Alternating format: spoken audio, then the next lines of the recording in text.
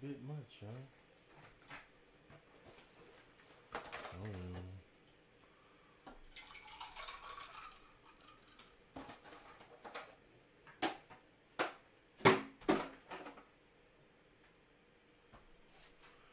85. Oh, shit.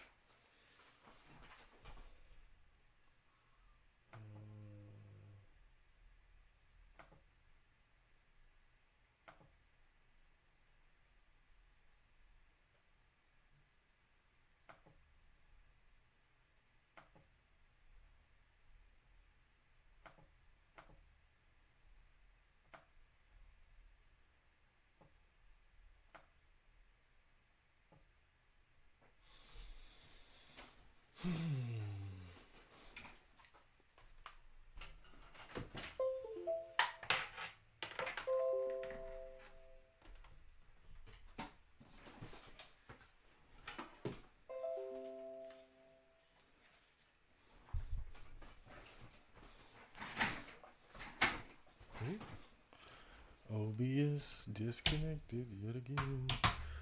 Man, this might be a no shirt night. This for a while.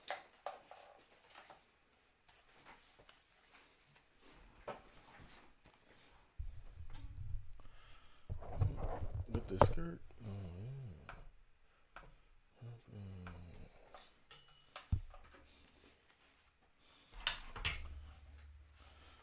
Oh yeah, of course. Yeah, that's fucking fantastic. No fucking video. I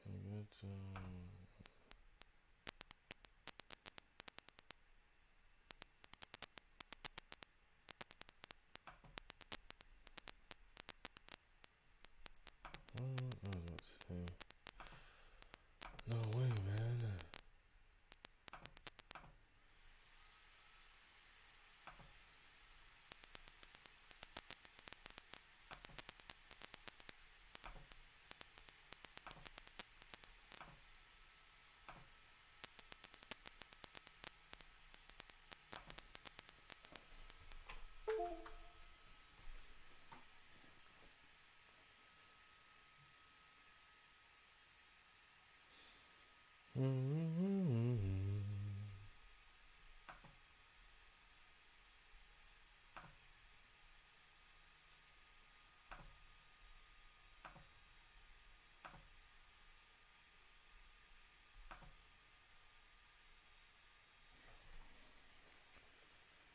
Say Tory Blue, do you hear me?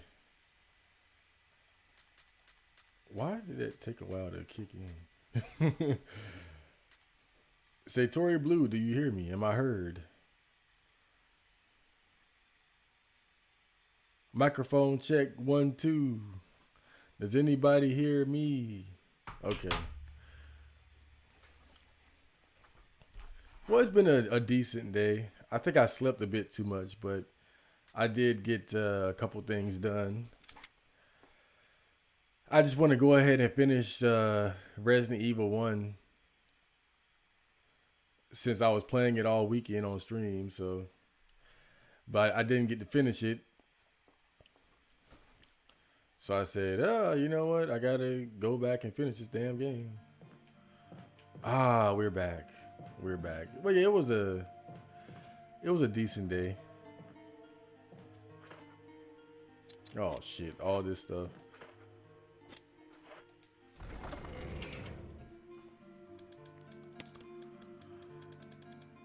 I got my workout in.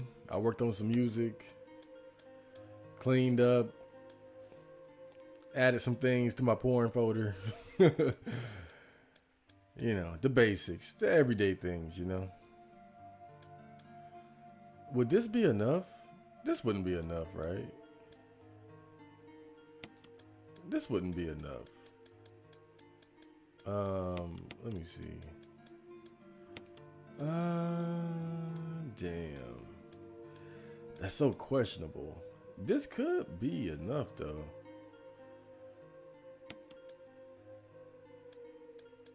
I kind of want to take this shotgun too.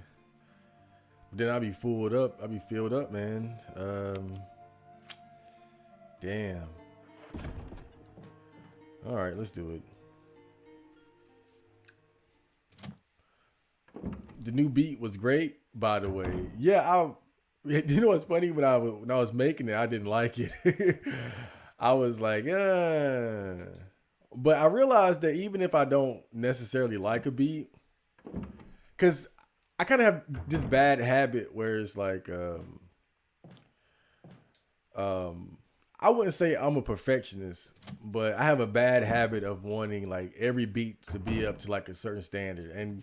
But I had to realize that sometimes if you just go ahead and finish a beat, even if it's not like a beat that you're really passionate about, like it's not just tugging away at your creative soul, you know, just go ahead and finish it. And you know, it might actually turn out to be decent anyway.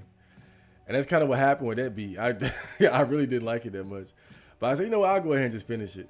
And while I was finishing it, you know, I found myself just tweaking it in all these little different ways. And I was like, oh, it's actually now it's actually coming together. And then the finished product, I was like vibing to it. I was like, okay, you know, I don't need to be so much of a perfectionist all the time. I can just go ahead and just finish something, even if it's not like a beat, like the botany book beat. Like that was one that just, I love that beat. It's I love it, you know. But sometimes I'll make something, like I'll be in the FL studio and I'll be working on a beat and it'll be, you know, decent, acceptable, but a decent, acceptable beat doesn't really get you passionate. You know what I'm saying? It doesn't awaken that creative fire within you. And I have a tendency to just let those beats kind of just never get completed because it's, you know, it's okay, but I want something better. But I think that's really a bad habit. I think sometimes I just got to go ahead and just finish a beat, even if it's not even something amazing, because it might end up actually being good in the end anyway.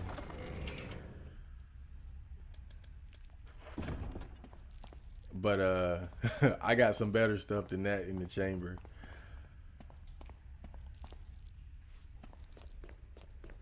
I'm saving the good stuff for later. I give you guys the leftovers.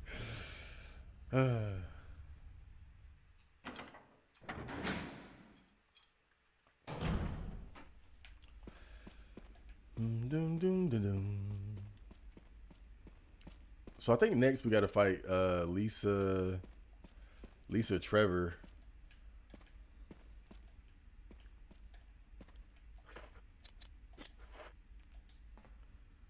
Okay. Oh boy, is it gonna start? Yep. I was like, is it gonna start the second I hit the ground? I want to change my weapon. You're alive. I was worried because I thought you were. Whoa. Start talking. Calm down. I didn't want to do it. Believe me, I can explain. Don't lie to me. You shot Enrico. Oh boy. I think we got bigger fish to fry. That's what I would say in this situation.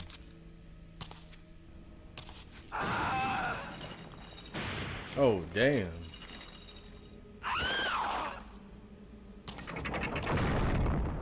No time to talk. Jill, hand me my gun. Thanks, Jill. Back to the buddy system. Oh yeah, there's no point in shooting her. I remember now.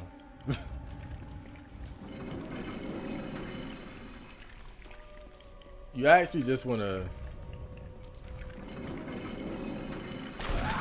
Whoa, knock these things off. Oh shit. What's my hell? Oh god, that did a nice little chunk already.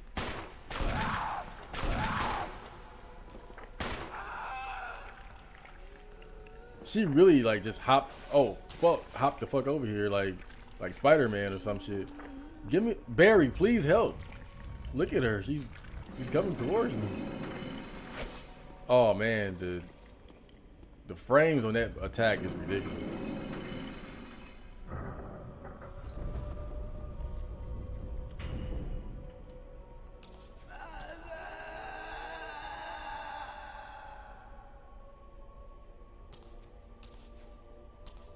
And then jump to your death. Wow.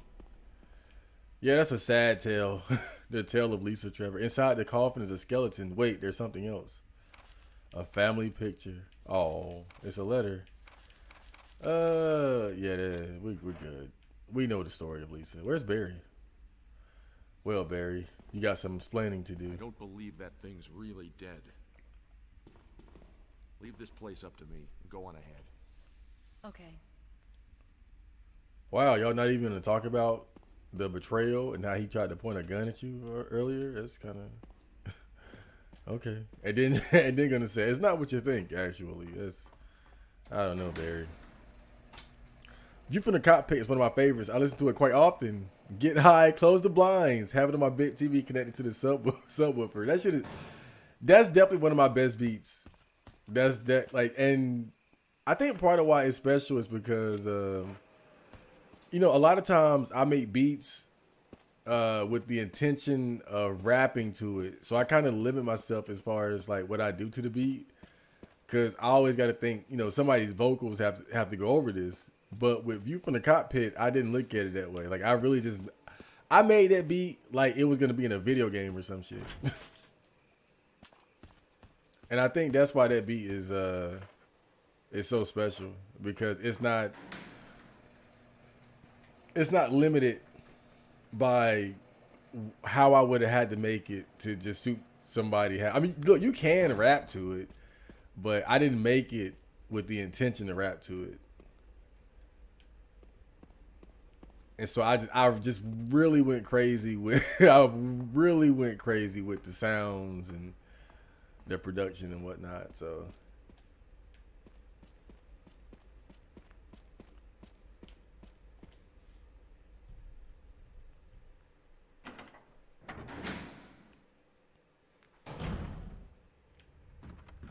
one day I wanna make a horror movie or something, and I want to do like, of course I want to do the soundtrack for it.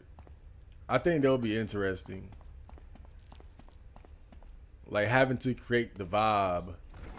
Oh, that's why they put a item box there. I see.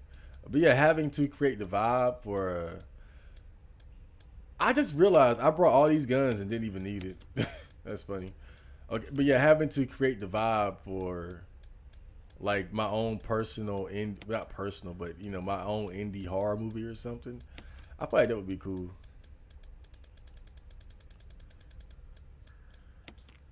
Like I listened to the soundtrack for like these older horror movies, like Anthropophagus. Like that soundtrack is really trippy.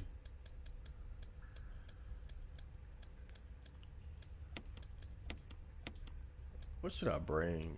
I'll bring the shotgun too, just in case I gotta drop some big shit.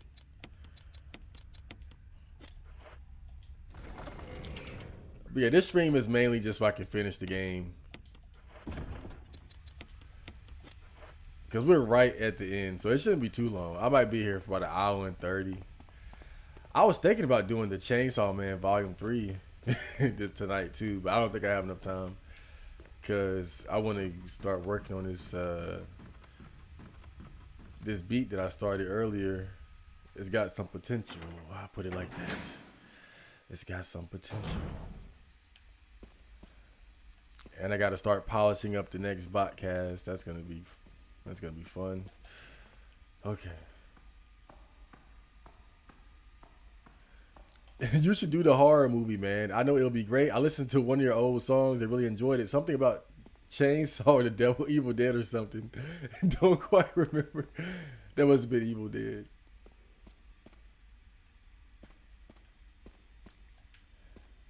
Oh boy. Now that's a throwback. I want to make another Evil Dead song though. For the game.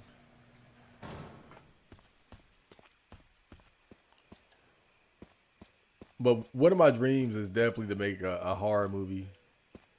Like an indie horror flick. I got some ideas, but you gotta walk before you can run. I feel like editing these music videos would give me some experience as far as like filming and editing and whatnot. So I'll just start with that. But that's definitely something I want to do.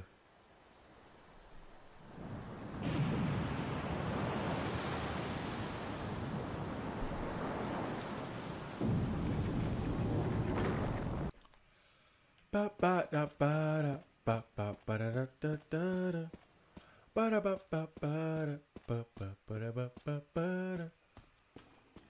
Okay, here we go. Now we're going down to the lab, which will bring us to the finale of the game. We're close to it. I'm kind of excited. I get to kill some regular zombies for a change, and I don't think any of the zombies here turn into Crimson Heads either. So I don't think so. That is. They might actually. I don't remember.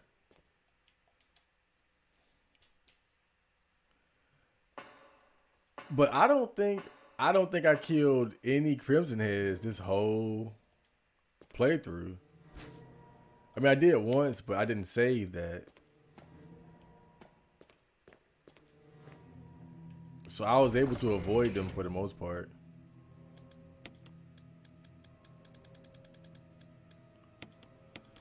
Which is a great thing now that I think about it, because like, look at my ammo. Like I have, some Magnum bullets, but this is relegated for the boss. Let's be real. Like you don't even really have the ammunition to deal with Crimson Heads, all things considered. Like you kind of have to avoid that shit as much as you can.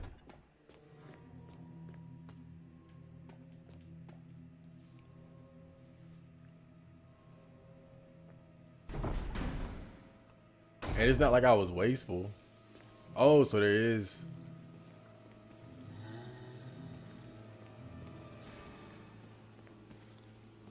So there can be Crimson Heads down there. Yeah, buddy. Oh, shit. I got too close to him. Oh. But I was able to squash his head without having to burn him. Is that another strategy? But then you got to take damage, so. Wow, but that's something. That's not a terrible strategy. Like, let him grab you, get the bite, and then just stomp on the head.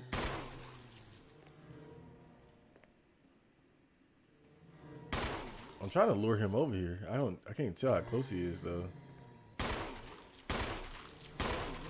Oh, man. Oh, boy. He's got to be dead. What? He ain't dead? Yeah. Oh, shit. You know what? I think they knew. Look at how much that... I got bit twice, and I'm already in danger. They knew that people would try that as a strategy. They knew you would try to drop them, and then get them to grab the leg, then stomp on the head.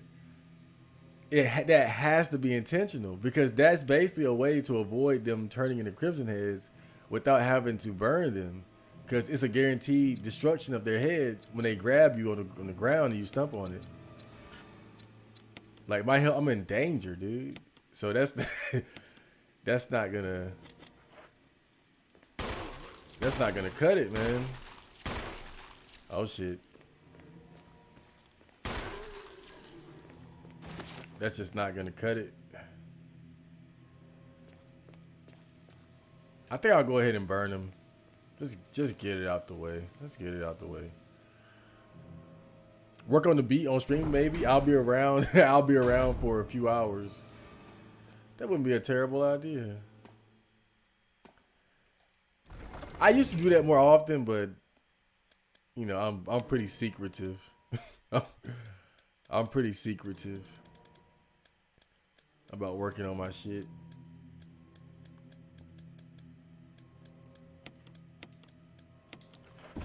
You know how artists are. We're all weirdos. I heard that Tyler, the creator, likes to be alone when he's recording his songs. That's how I like to do it too, though. Like, I see these guys like in the studio with like 10, 15, 20 people, and I don't get that. I don't get that shit. But maybe for them it's different. I guess it depends on the kind of music you make too. But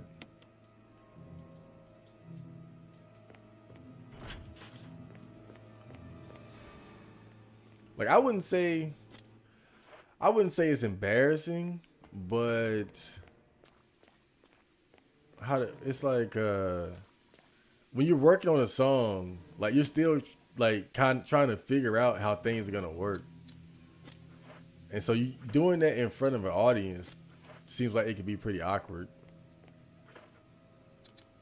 Because you might not have everything quite worked out.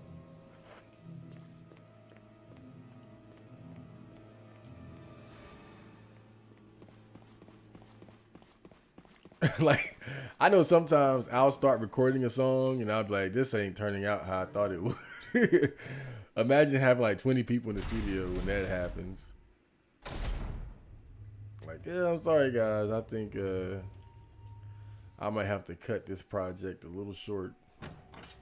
Goddamn.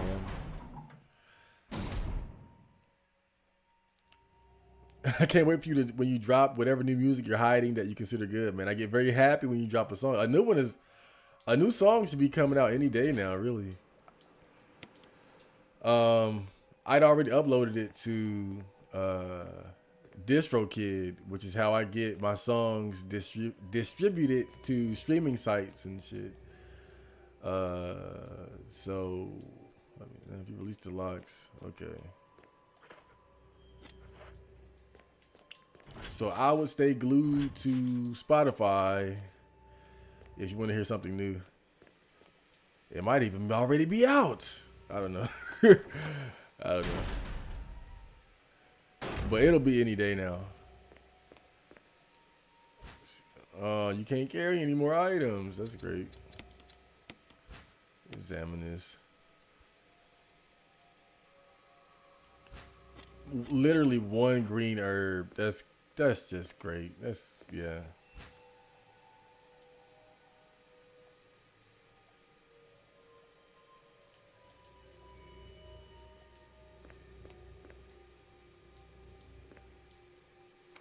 Researcher's letter. Ada, John. I wonder if the codes are the, yep, John, Ada. I probably say that every time. I wonder if the codes are the same.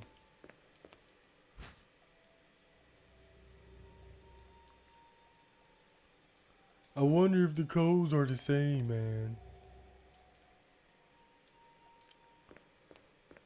But yeah, there's a new song coming out very soon. It's already being processed. It'll be on all major streaming services. I think usually it takes like 2 or 3 days or something like that before it all gets processed. See, I be trying to be sneaky. Like, sometimes I won't put a song on YouTube. I'll send it straight to Spotify and shit. So only the hardcore fans will find it. I gotta put some of this shit up too. I got too much stuff on me.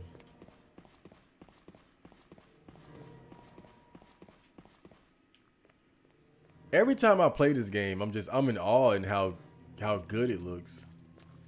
And you know what's crazy? The backgrounds would actually look better if Capcom didn't lose the assets.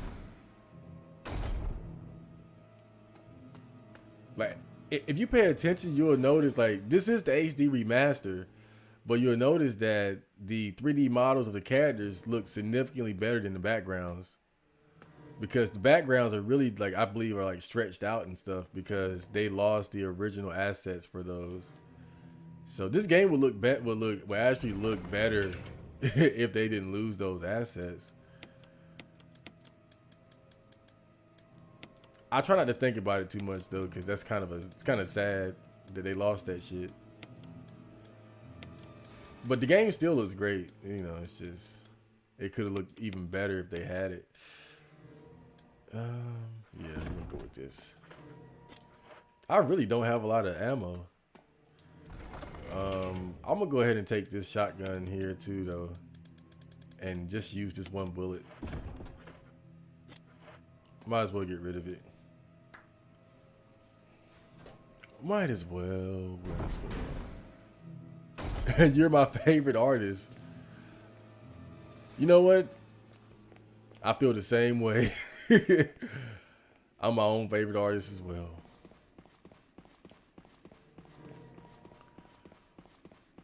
I know. It's so narcissistic.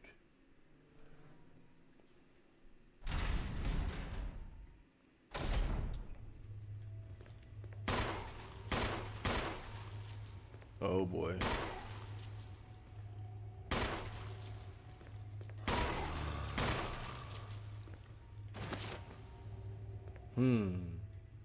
Is he dead? Okay, he's dead. But will he get back up though? Okay, I'm gonna leave and come back because I know in the classic version of this game, the zombies would just respawn for 3 cycles, and once you got rid of them, they wouldn't come back. Here, they might not work the same. They might do, yep.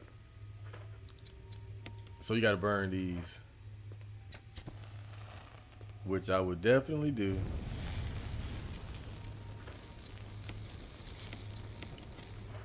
Burn these bastards. Mark, welcome to the stream. We're just wrapping up this Resident Evil here. I didn't want to leave it incomplete. I think this might be the second time I've completed this game on stream though. Oh shit, got a headshot. That's so rare in this game. That might have been the first time that happened. Like this whole playthrough. At least with the handgun. I know in the classic arrange mode, it's not, I wouldn't say well, it is. It's let's just say it happens a lot more often. But at least in the classic version, you can pretty much get a decapitation every time with the shotgun. In fact, you 100% will. Okay, okay, that's locked. And I'm sure this is locked too. Oh, that's great. Man, this area looks just how it looks in the classic version. Narcissism in a certain way is good in my opinion. You need to believe in yourself more than anyone else. Yeah, I agree. I don't mind. I agree. You got to have a healthy amount of self-love. I believe I heard Floyd Mayweather say one time, I put myself first because nobody else will. And I think that's so true. Like, if you don't put yourself first, who else will? Especially as a man, as an adult male in the world, if you don't put yourself first, who will? You got to take care of yourself.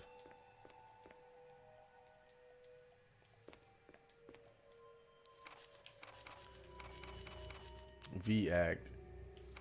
Everybody needs a healthy dose of self-love and self-belief. When the host... So this is the notes explaining the Crimson Head. There is now evidence that when the host loses consciousness, the body goes into a dormant state. During this time, the virus becomes active and rapidly transforms and reconstructs the basic composition of the body. The host eventually mutated into a humanoid creature. We call them VAX. Its speed and amazing muscular development are particularly noteworthy. After transformation, it becomes more agile and aggressive. Already 4 of our researchers have died from trying to feed it, turning the place into an instant bloodbath. Ever since this tragic and barbaric accident, we have decided to call its kind Crimson Heads. That dangerous and precious prototype specimen can't be left there. We have to figure out a way to deal with it. Termination is definitely not an option. We finally decided to freeze the specimen and confine the body inside the basement of the backyard cemetery.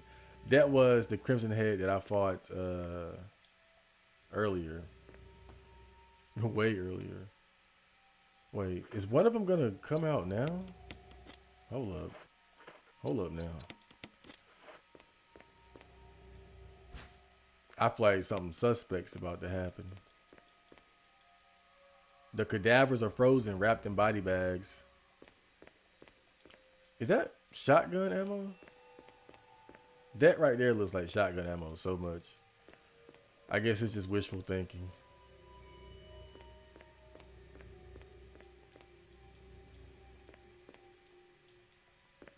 Who the hell was stupid enough to try to feed a Crimson Head? Like, to go in the room with him and be like, oh, here you go. Here you go, man. This should be John Ada, right? Oh, they don't have, like, the first-person view look of the computer interface in this game. That's a step backwards. This is more slick, though. I don't hate it. Okay. I wonder if the password is still Mo and Ada. So this one must, if it's just like the original game, then it's Mo. But I doubt they kept it the same. I doubt it so much. Please tell me they did. Nope. Damn. That's code.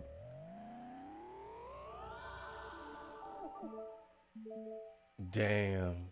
I'm sad though. That means I gotta actually do work and then come back here. Damn. Okay. Alright. That's fine. We'll figure it out. I think it's got something to do with those x-rays in the other room. We'll go ahead and look at those.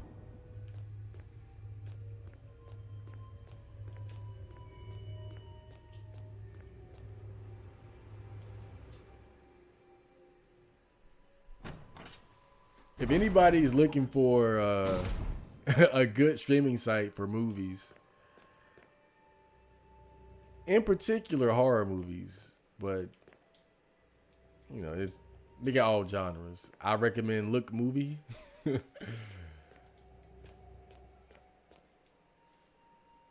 It's got everything you want and everything you need. Not porn, but it's got, like, you know, Hollywood movies. And oh shit. Oh yeah, I unlocked this door. Oh boy, I unlocked his head. Yeah, I unlocked his head with a shotgun blast. Okay, I think there's another one in here too. Side filter. Okay.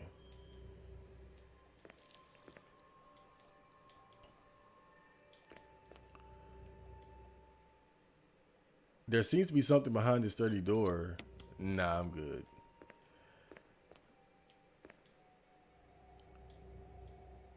Okay, use the MO disc here. And what's this? Fax. T-virus. I think that's just some normal stuff. Normal, okay. What was this for anyway, though? Was that the thing? Is that the exploding thing or something? Like something that'll explode or something? I forget. I hope I'm wrong.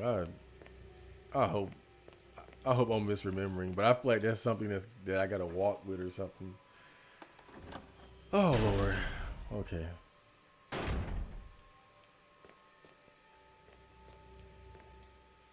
You know how games do sometimes. Walk with this item. If you run, you explode. I think that's it, man. I don't know if it explodes, but I think it's pretty serious.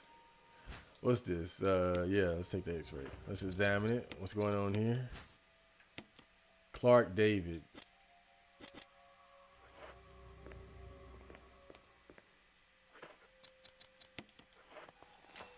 Okay.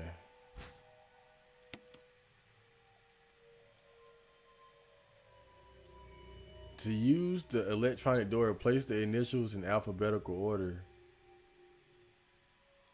The initials in alphabetical order. Alex, Bichette, Clark, David,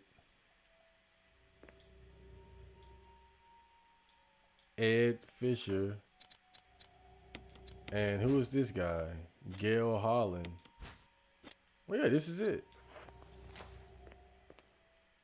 This is it. So what's this?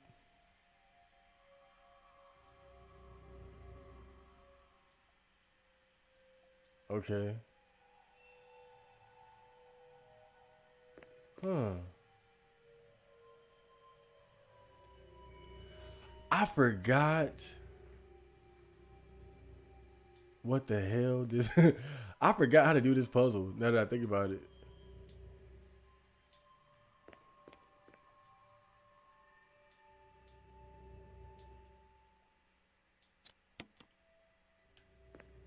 Wait, I gotta press this button, right? Okay.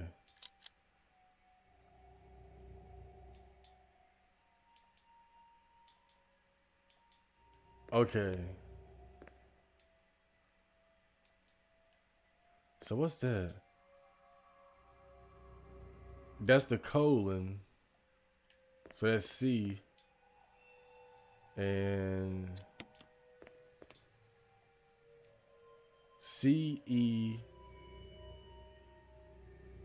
Oh, I remember now. It's cell. I hope I hope I remember correctly. But I think the password is actually cell. Let me go back. Yeah, I think it's cell.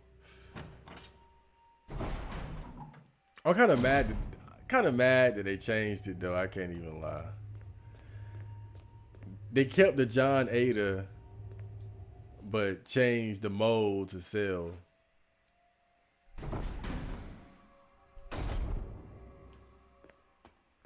Okay, this is the right room, right?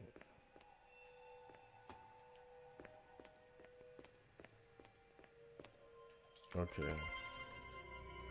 Oh, I saw a little booba bounce there. Street Fighter 6 is coming out soon.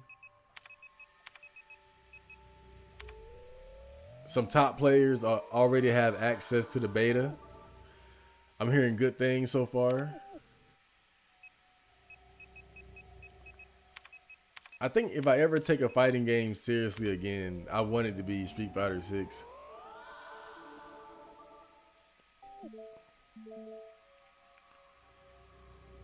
The last fighting game I really played seriously was Dragon Ball FighterZ.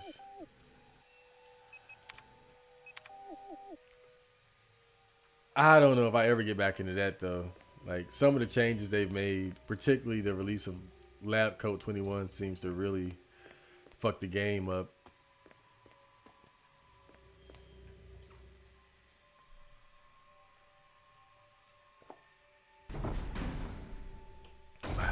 Okay. So let's see. What should I do now? I don't think I have to touch that thing yet.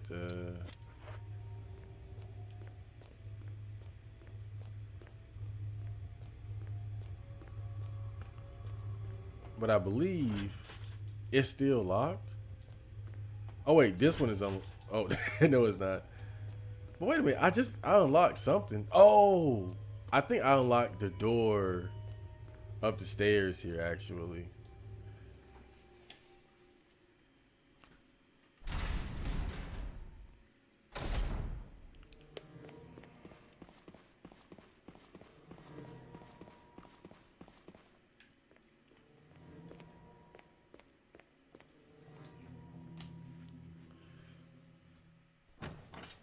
I've been watching some bad horror movies recently. You know, I'm getting myself prepared to watch some, you know, higher quality stuff later. But right now, I've been sticking to like the bad ones. You know, B horror films. Password terminal. I have no idea.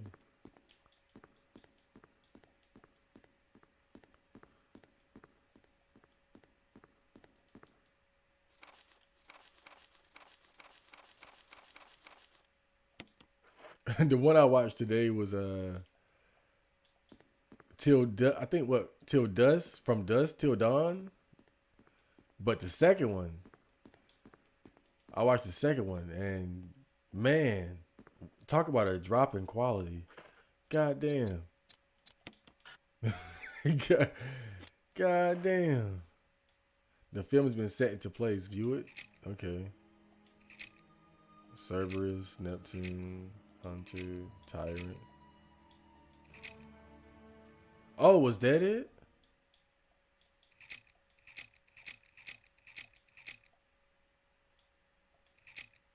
8341. 8341. That can't the whole thing that whole thing can't be the code, right? Okay. I was about to say, they don't this game doesn't have long codes. I knew it 8462. They know better than that. Let me see. 8462.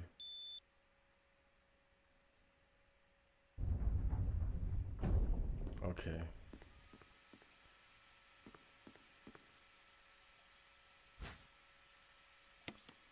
Okay, now we got something important. What's this? Image editing equipment. It looks like you can use it to view all types of films and videos. But I don't have anything. I don't think this is really important anyway, though.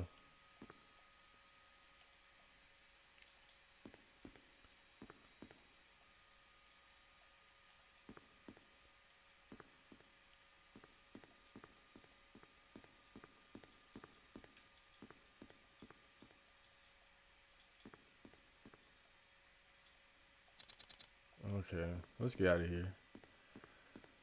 I should be done with this little area.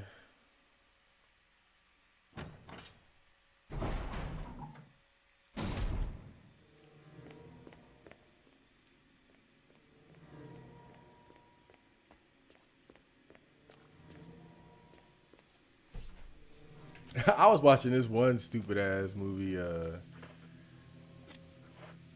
It was called, I think, Cthulhu Mansion or some shit. Cthulhu Mansion or something like that. It was released in 1992. That's the year I was born, actually.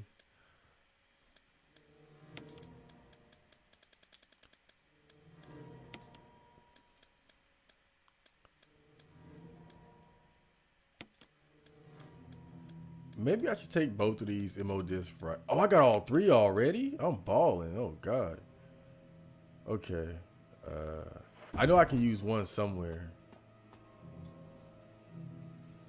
But the movie is about these petty criminals. The leader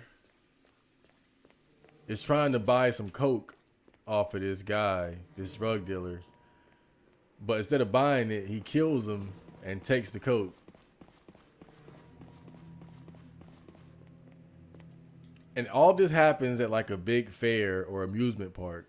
And so while him and his gang are trying to escape without being seen, they end up kidnapping a magician and his daughter. And they hide away at their mansion for the night. But the funny part about this movie is that the guy he killed for the coke, he had like a backup dude looking out for him. And so he was pretty much following them the whole night, and he figured out where they went, you know, back to that magician's mansion. He followed them and snuck into the house, and like throughout the whole movie, you're seeing this guy like stalk them because he knows that they just killed, you know, his drug partner. And so you're thinking he's gonna do something significant. Cause they keep showing this guy like he's like, oh man, like when he catches him, it's gonna be hell to pay.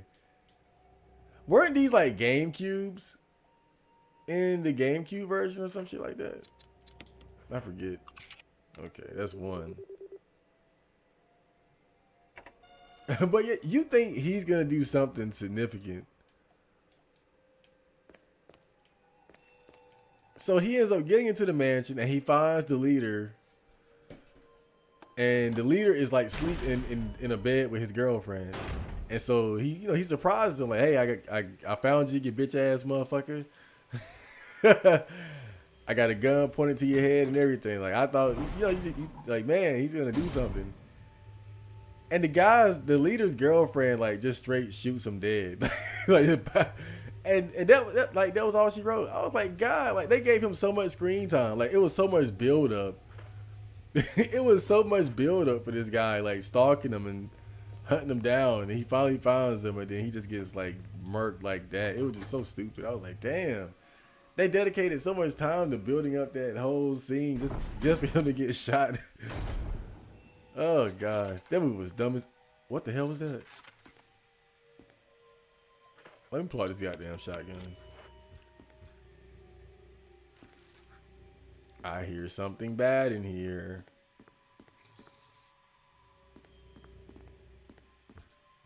What is it? I forgot though. I think it might be like a giant bug or something. Can't you push something in here? Okay. It's probably in the next room. Okay. Oh, we got 6 shells now. That's great. Won't last long, but it's great. That's one thing like they really do not give you a ton of ammo. Oh God, OBS disconnected. Shit. Let me see. I don't know what's going. Like it's been disconnected. I think it's probably my Ethernet cable is like loose or something. Let me address it real quick. I'm just trying to smush it in a little bit more. Let me look. Okay, there we go.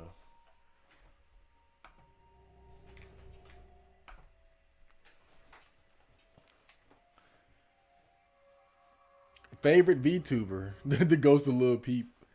I don't watch VTubers. I'm not against it, but I just don't watch them. Dude, there's something in here and I can't see it. I'm gonna try to kill him with the handgun. Where is it? What is it? I can't see shit.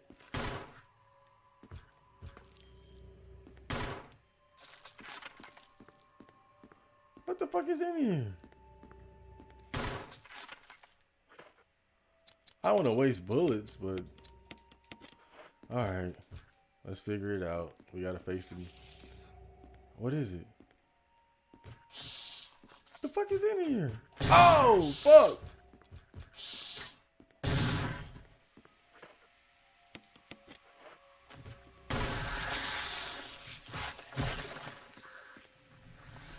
Wow.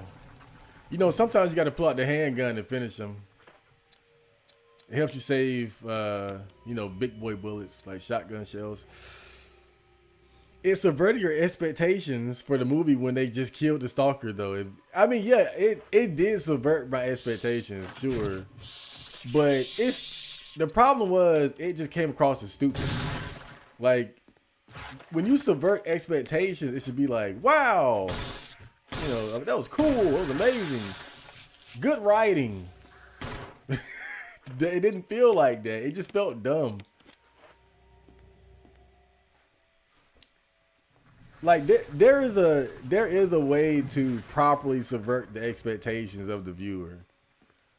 Don't get me wrong, but I just don't think that was it. That really was just dumb. Like they gave him so much screen time. That's the problem with it. They gave him like way too much screen time for that shit. They could have been doing other stuff with that. They kept showing him just stalking, hiding and shit.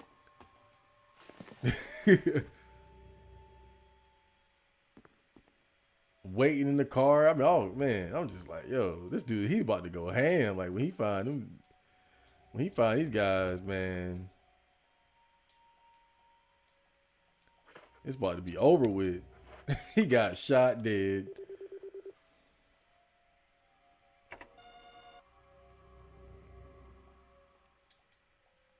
Okay, we got that.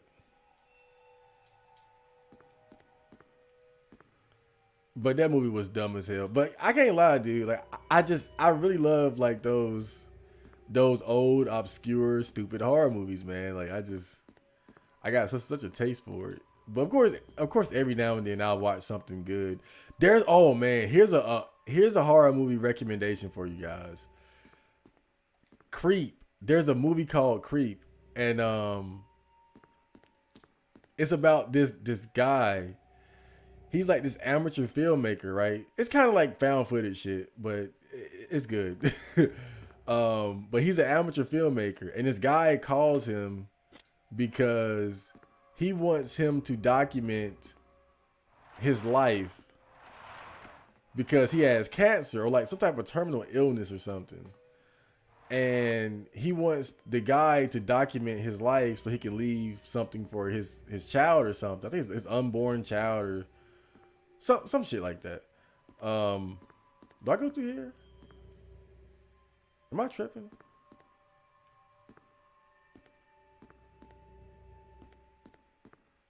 But yeah, he wants to leave something for his for somebody. And over time, the amateur filmmaker begins to realize that this guy he's just full of shit. Like he's been lying about everything.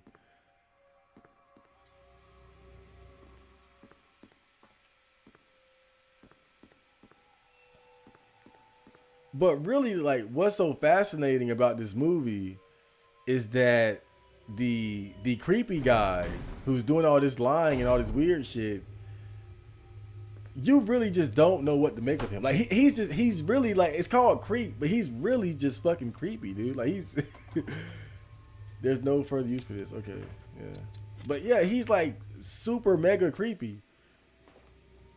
But it's like you don't really know what his intentions are. You don't know if he's really dangerous or if he's some wacko. I'm not gonna spoil anything, but that man, Creep, that's a good one. That's a good one. Like just ah. Oh man, it's so subtle. Like it's not like a lot of horror movies that just hit you over the head with violence and just outright disturbing behavior. Like this guy's creepiness, like he was definitely creepy, but it was like subtle. It was like this subtle creepiness to where you didn't know whether you should run and get away from this guy or if he was someone you could be friends with.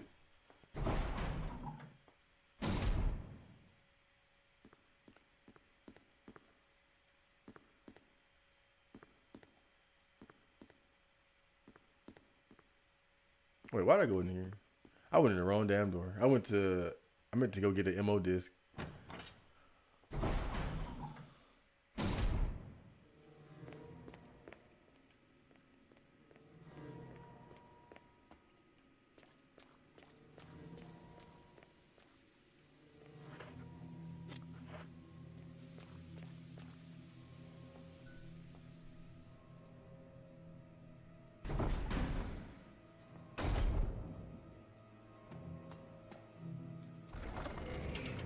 Like I remember there's one part in the movie because I believe at this point he's been telling the amateur filmmaker that his wife's name is Angela. And so later on that day, like it's nighttime and the filmmaker, he's just properly creeped out, like ready to just get the fuck up out of there because they're at this cabin in the middle of the woods, and he's just trying to figure out how he can get away from this guy. And so the guy ends up passing out because he put something in his drink, you know, the amateur filmmaker guy put something in the creepy guy's drink, and he was just passed out. And while he's passed out, he gets his hand on his phone, and then Angela calls. So he thinks, oh, Angela, this is his wife. So let me talk to her. And then she's like, nah, that's my brother. You should get out of there.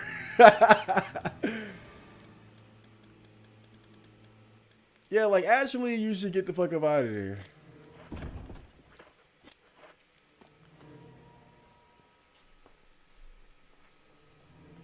And then he goes to check on him, and he's gotten up somehow. I mean, that shit is like, and that's just like the beginning. That movie is really, man, it's interesting as fuck. But I definitely recommend that. Creep. There's a sequel too, but I haven't seen it. I just downloaded it as something that I might watch for, you know, the coming days of October.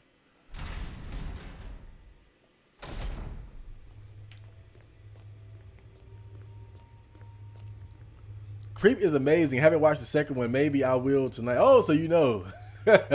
He knows. You know what the hell I'm talking about then. Yeah, I got the I had just downloaded the second one, I think like yesterday or something.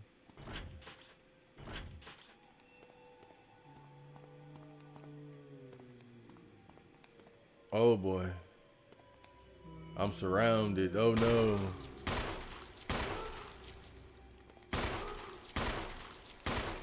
Oh boy. Wow, these guys are beefy. But you know what? I think I should probably actually use some of these defense items more often. I'm gonna let them grab me. Yeah, there we go. Oh boy, oh shit.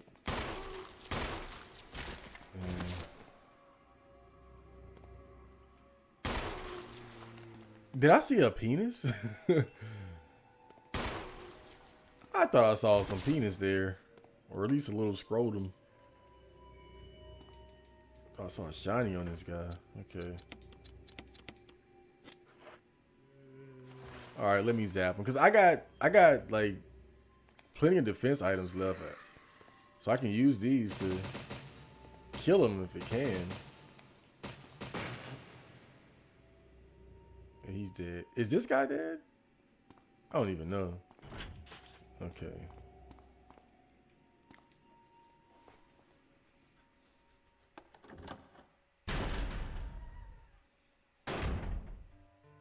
Ah, here we go.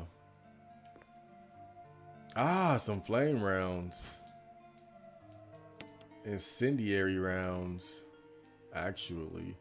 They're called incendiary rounds. That's what the super nerds would say. It's incendiary rounds.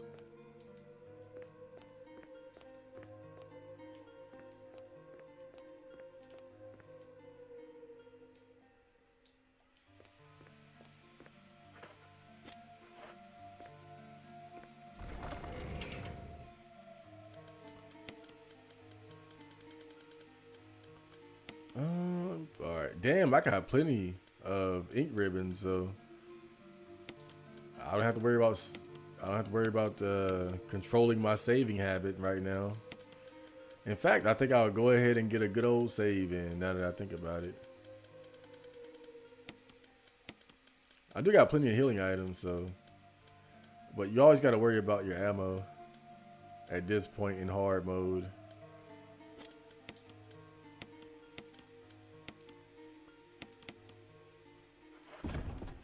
Okay, let's get a nice save.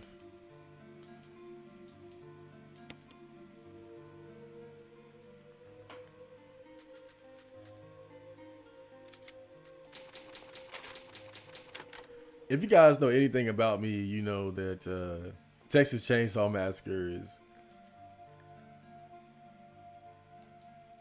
my favorite horror movie. The original 1970, I believe 3, 4, 1. Favorite horror movie of all time. That shit traumatized the hell out of me. but I got over it. But I remember when I first watched the second one, the sequel, and I was so disappointed. I was very disappointed in it because it was essentially a comedy horror. And I don't hate comedy horror, you know. Like, I enjoy stuff like Evil Dead, Shaun of the Dead, or whatever, you know. But it's not my preference. I prefer like serious horror movie, you know. You throw a little hijinks in every now and then, but you know, I don't seek out comedy horror. Wait, what the hell is? Can I not get in here? I wonder if I might need something a bit more now that I think about it. I feel like there's something I'm forgetting actually. I'm probably just tripping though. Oh yeah, that little case thing. Yeah, I'm gonna go back and see what that is. But I think it's like an exploding thing that'll kill you. We'll figure it out. But yeah, the second Texas Chainsaw Massacre movie is like straight comedy horror, bro. And I was disappointed because, you know, the first Texas Chainsaw Massacre is a serious horror film. I mean, the last scene at the dinner table is extremely bizarre, for sure. You could find it comical, but it's absolutely disturbing at the same time. But overall, it's a serious horror film. And the sequel, the direct sequel, is straight comedy horror. And I remember for a while I was always just so disappointed with the second movie.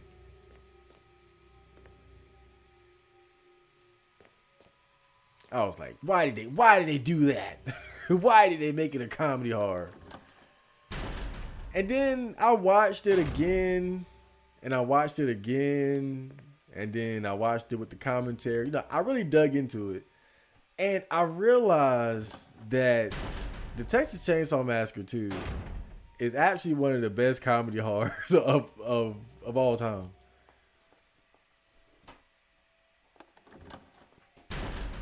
But my issue was that, you know, I wanted it to be something that it wasn't. You know, I wanted it to be serious or more serious like the first movie. And when I let that go and just enjoyed it, hold up, fuel may explode if shaken or jarred.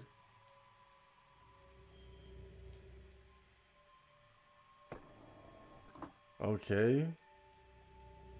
Refueling device.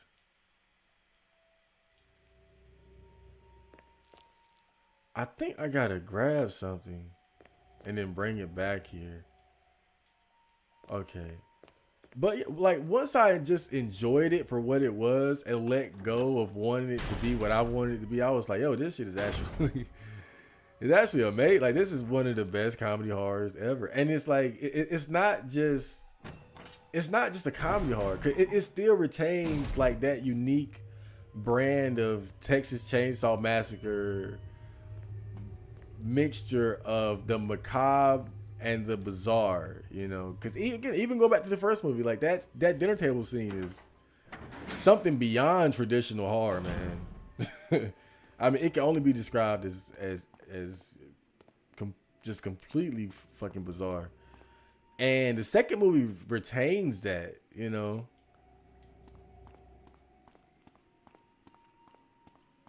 In fact, I would say it fully embraces that aspect of the first movie.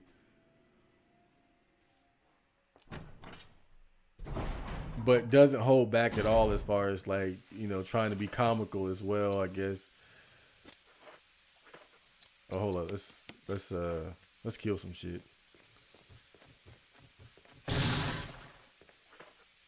Oh boy.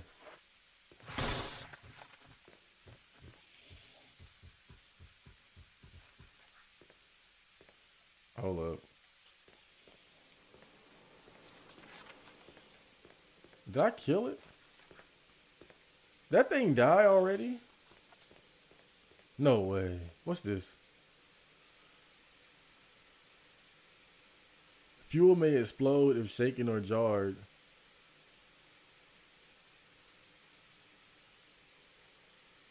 All right, so it's empty right now. I think they did this so you wouldn't be able to run past the enemies easily in this area, because this isn't in the first game. I mean, the original version of the game. I think they did this so you wouldn't be able to just run past them.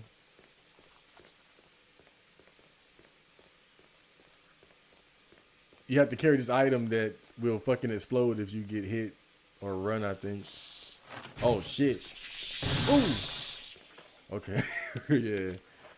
Badass shield. This dude, where the hell he go? Oh, shit.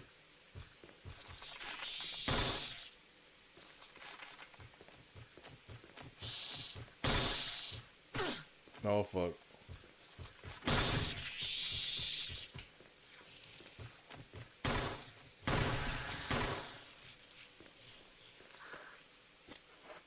Okay.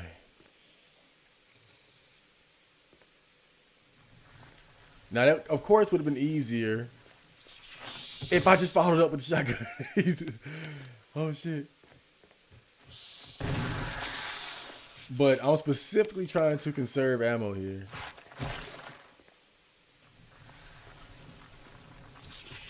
There's another one? Oh my god, dude. Like, I'm really trying to... Oh, did I waste one? Oh my lord. That's horrifying. In this game, you can't do that. It's hard. Oh shit. Oh fuck. Is it getting up? Nope. Okay. Yeah, I just want to go ahead and clear these rooms because I don't want to have to deal with anything. If you don't clear it, good chance you're gonna get exploded later. But you know, once I let go of what I wanted, what I wanted it to be, and just enjoyed it for what it was, I'm like, yo, this shit is actually like cool as fuck. And you know what? That actually are like some legitimately scary moments in the movie, even though it's full blown comedy horror at that point. Like that part in the radio station when Leatherface's brother is talking to the radio host lady. And she's just completely creeped out. She's scared to death because this guy is weird as hell. And then Leatherface just comes out of fucking nowhere, man. Like, ugh. And then oh god, I'm not even gonna go there. I've said enough. But I would recommend that if you're in the mood for like a very bizarre comedy horror, but it's very much comedy horror. Like the horror is still there. Don't get it twisted, but it's much the overall tone is quite lighter in comparison to the original.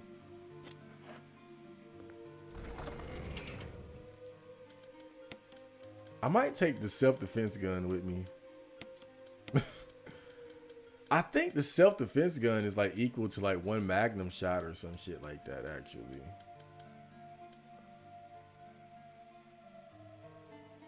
If I remember correctly, that is. But let's go. Let's get out of here.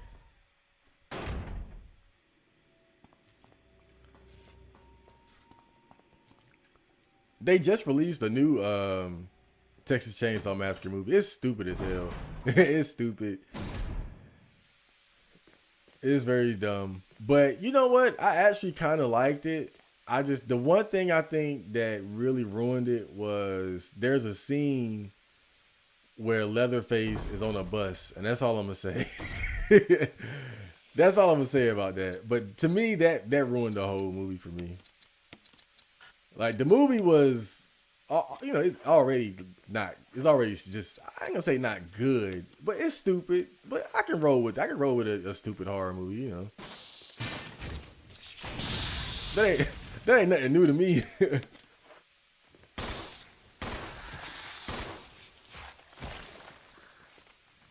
But that bus scene just just ruined all credibility and everything that was built up to that point, man.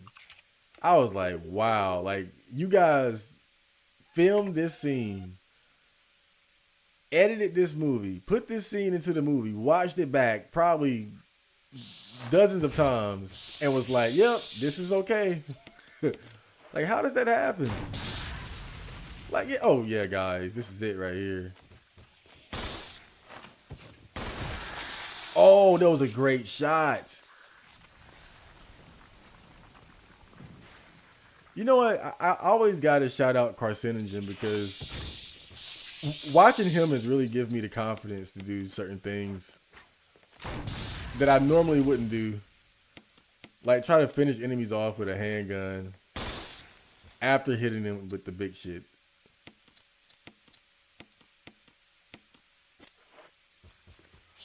But you do save ammo that way. Or at least ammo of like for like the bigger guns. I wasn't able to that time though because I'm out of handgun ammo. Pretty much. Yeah, there's one more here. Come here, buddy.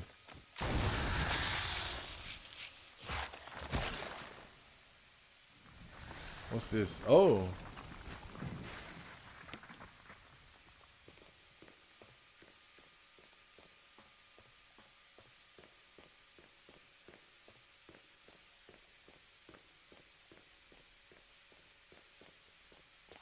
I remember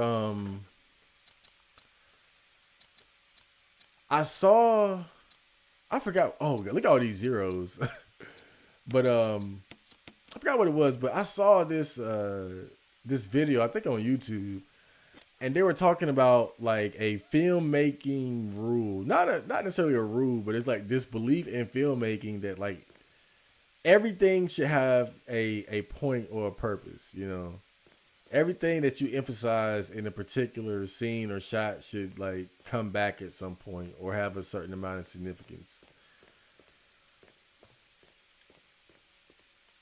And I've been noticing that more and more, like when I watch movies, like just for example, the Texas Chainsaw Massacre movie I was just talking about, the newest one. In the movie, in the beginning, like the oh Lord, that's kind of scary. The survivors are riding around in a self-driving car. Now, when you first see that scene, you don't really think that that's anything significant.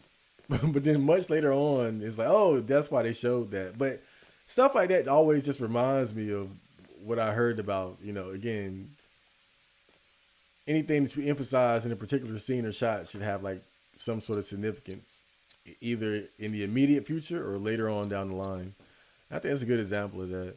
I'm trying to think, should I go ahead and go forward? Because this ain't really a lot. This is not a lot right here, dude. This is not a lot, man. Let me see what I got back in the chest. Cause I might just have to not. I might have to not. I don't know. We'll see. We'll see. I'm gonna save real quick though, cause we can.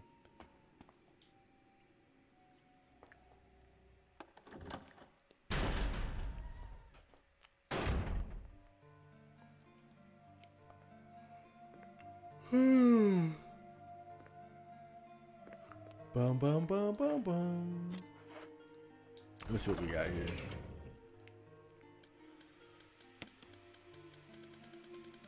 Yep, we got two, and this is for the boss right here. Like I can't use this.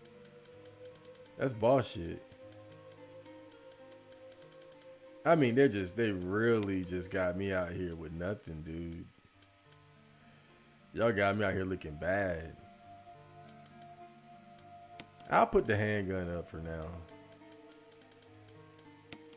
But I will save. I'm gonna go back there and I'm gonna see if I can like grab something and just dip out. And I think we can visit Chris now because I got all the MO discs inserted. That's great because now I don't have to worry about leaving Chris behind.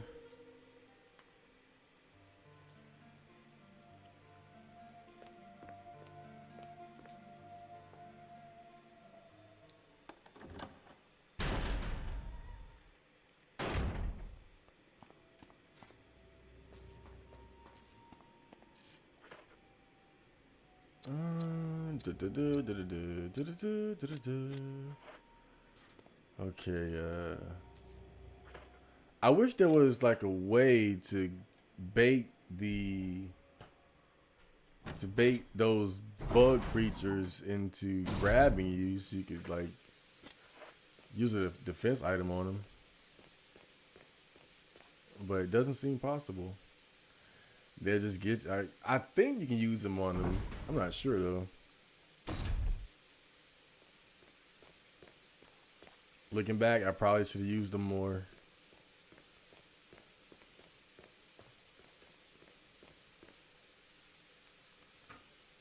It's times like these that make you wish you avoided conflict. Okay. Oh shit.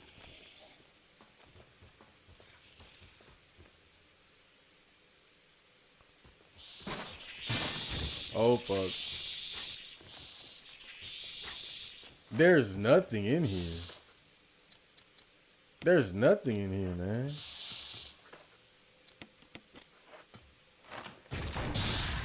Oh fuck. I thought maybe I got him like a 2-for-1.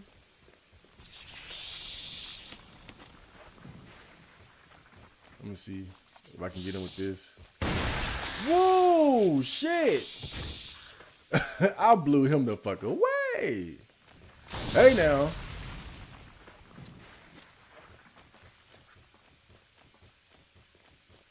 But that's it. I don't have anything else. I'm trying to bait him into a grab or something. Look it.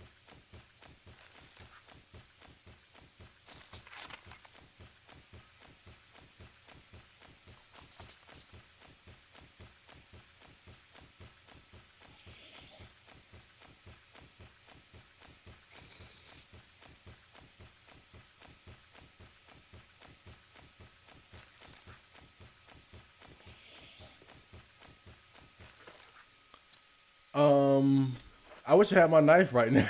That's for sure. Oh boy, this is one for the YouTubes. Let's see how long this goes.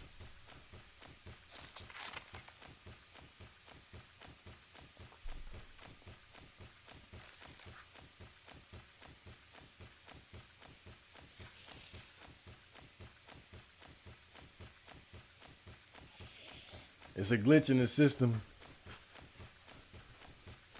I'm just trying to see what he's trying to do. Oh man. Maybe he's like a friendly bug monster.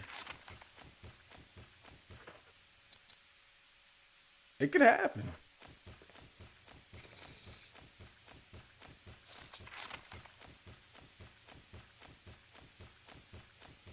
You know what?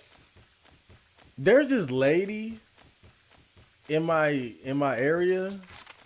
I don't know if she's homeless or mentally ill or what, but she smells like cat piss that's been sitting in the sun for months inside of a barrel in Louisiana or some shit. Like, just she stinks bad. Like, one time I went in the store and like I smelled her scent, but I didn't see her. I was like, I smell her, but I don't see her. I smell hot, like hot cat piss and must, but I don't see her.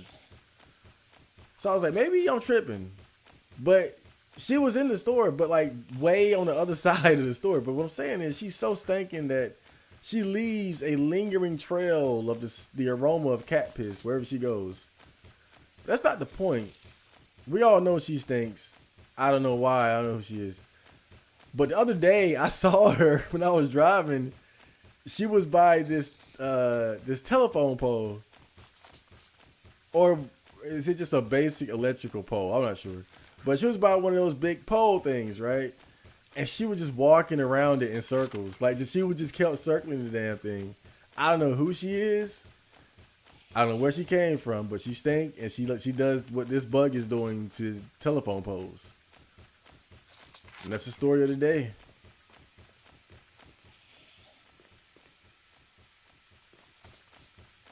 He's still doing it.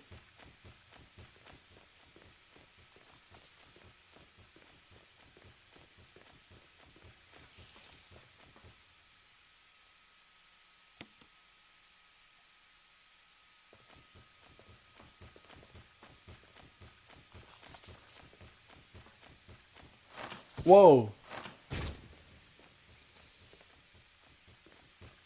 He jumped up and then he jumped up on the ceiling and then it came back down and did the same shit.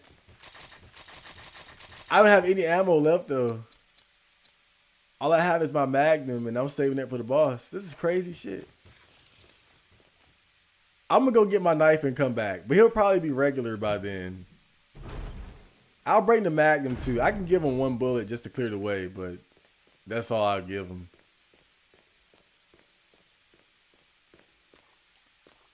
Wow. That's just crazy.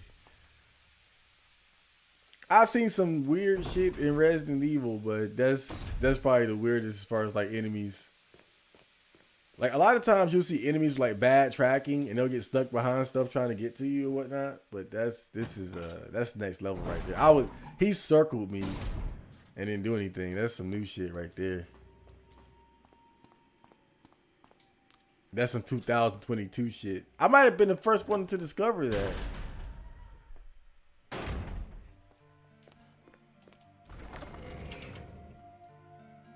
This could be like a history in the making moment or something.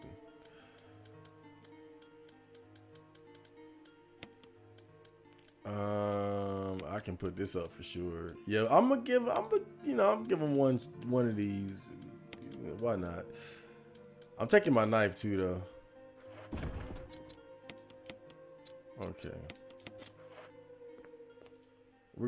I don't think he's gonna be in that same state though. That had to be a glitch. Had to be. God, Jill, that outfit looks so good in this game. It looks so good.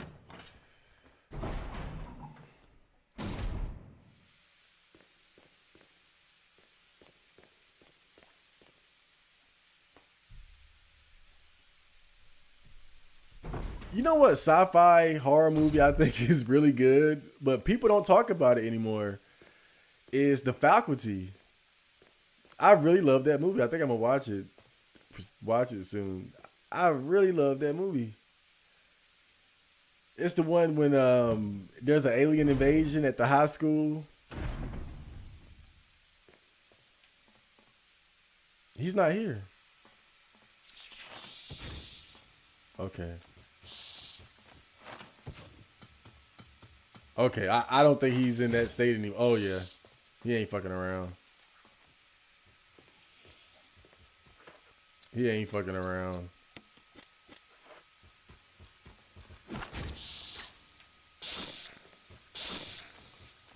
Oh, I got a cut. Oh, wow. This a knife battle right now. This some gangster shit.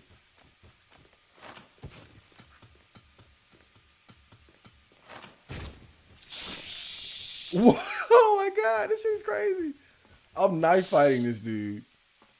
It's like Leon versus Krauser.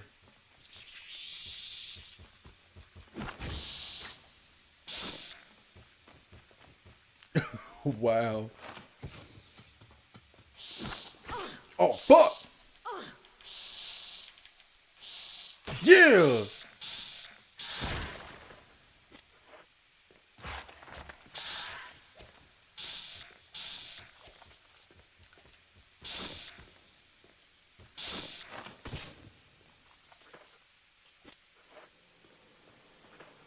I wonder if I have the stun gun equipped, what would he do?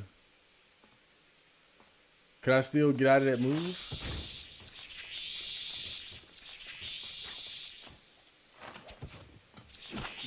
Grab me. Yes, yes. There we go.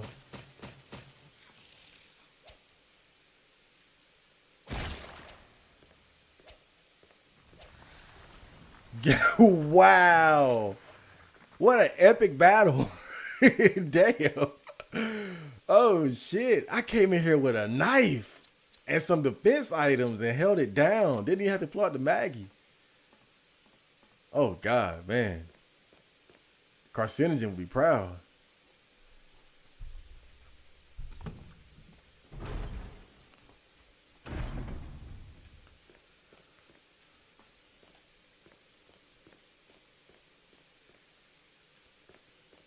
Man, that was that was just. Oh man, that was cool as fuck, man. I'm based. Well, now we can go ahead and get the thingy majiggy. But I'm gonna save first though. One, because I got it like that, and two, I don't know exactly how that fuel thing works. Like, is it that you can't get hit or that you can't run at all? I forget. I don't think you can run at all though, but we'll see. All I know is I'm cool as hell right now. Let's save up.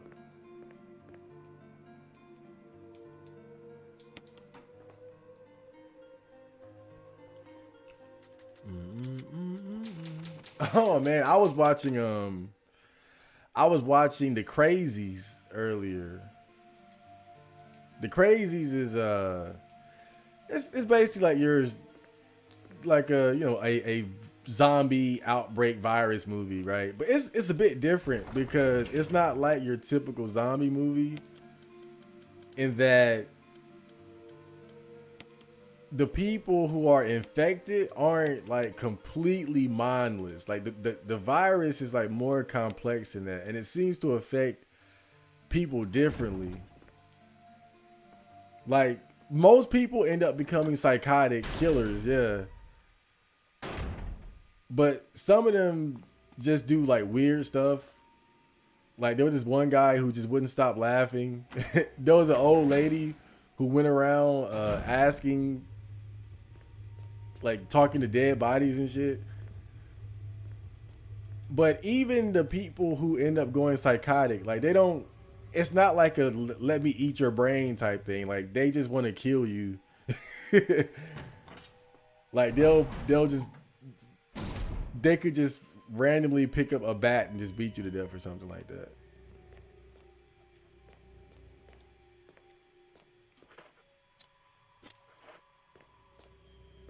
Oh yeah, let's visit Chris real quick.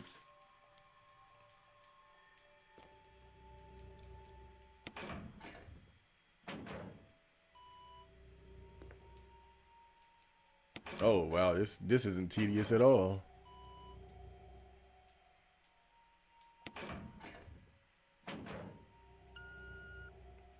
But I think really it's one of the most interesting takes on the whole zombie virus outbreak scenario that you'll find, because again it's not done in like the typical way of mindless zombies that want to eat brains. You know, it's just like, hey, this virus makes people go fucking nuts. They'll shoot you, they'll stab you, they can be deceitful and sneaky, Chris, but they're all alive. crazy in one way or another. Jill, there's something big going down, and I don't think we're part of the equation. I have to get you out of here. Ugh, it won't open. Wait, I'll be back to get you out. Okay, no sightseeing though. Oh, look at the 5 o'clock shadow.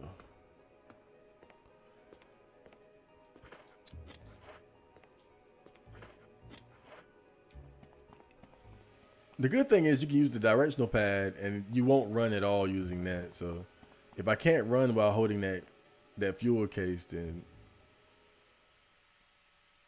But you can't.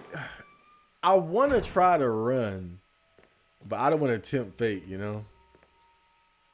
I don't want to tempt fate. I might even save before I get all the way there. Because we got enough. We're at basically the end of the game anyway, so. Let's go ahead and do this. Let me use this here.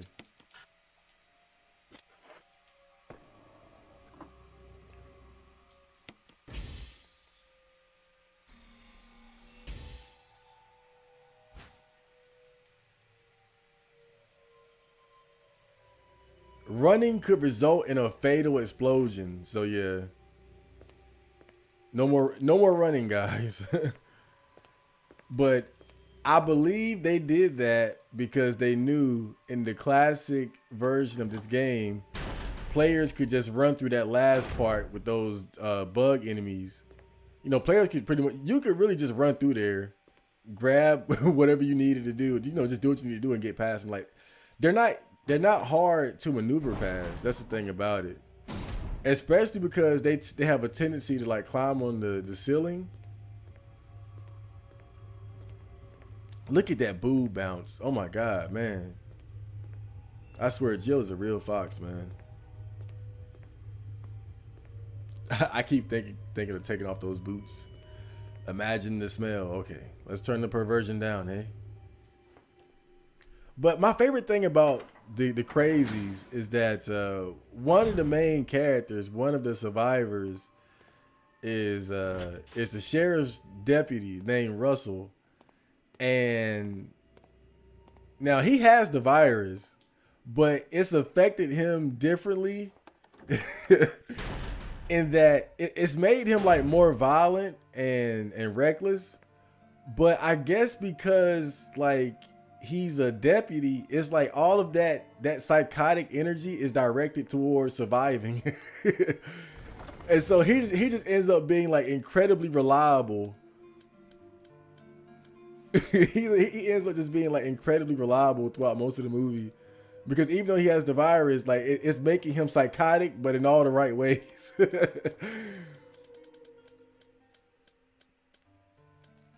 Yeah, I'm going ahead and save just in case I accidentally touch the goddamn run button here.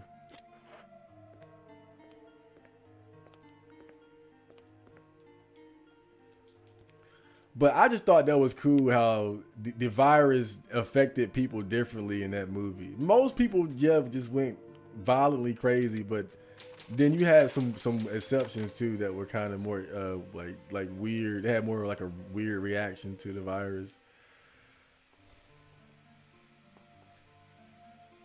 And also like your personality and memories would also affect your behaviors as well.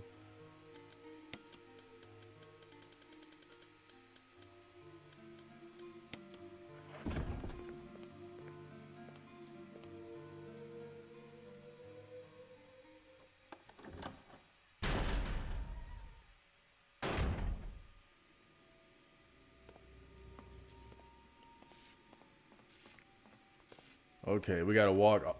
Dude, let's appreciate this is oh God, dude. How could anyone in their right mind say that this is not peak Jill? This is peak Jillian right here, man. It just doesn't get better than that. But you know, I think that this outfit, you know, again, I think in Resident Evil 3 again, I'm not a big fan of it. It looks great here though. But I will say it looks much better when she has the shoulder straps on. I'm glad they knew to put the shoulder straps up there, because it makes her look more, I don't know, I guess it makes her look more militant or ready, prepared. Like she's ready to fuck something up.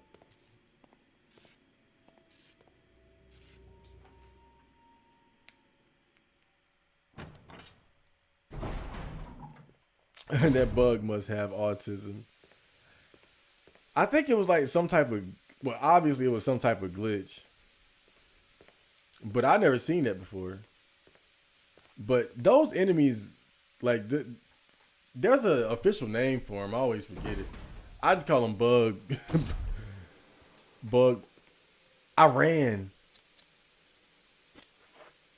Okay. So it seems like you can run a little bit. See, I made the mistake of touching the run button. But it seems like they do allow you to run a little. But you see how they did this. They made it so you couldn't just run through here. So essentially, they made it that they force you to have to deal with these goddamn insects. Now I'm sure a speedrunner probably has like some elite strat to not, I'm sure they know something that I don't know. But I'm just an average motherfucker out here trying to beat the game, man.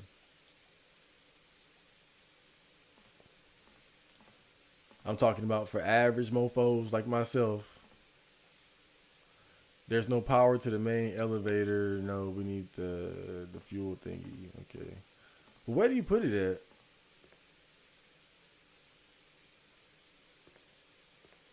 Where do you even put that shit at?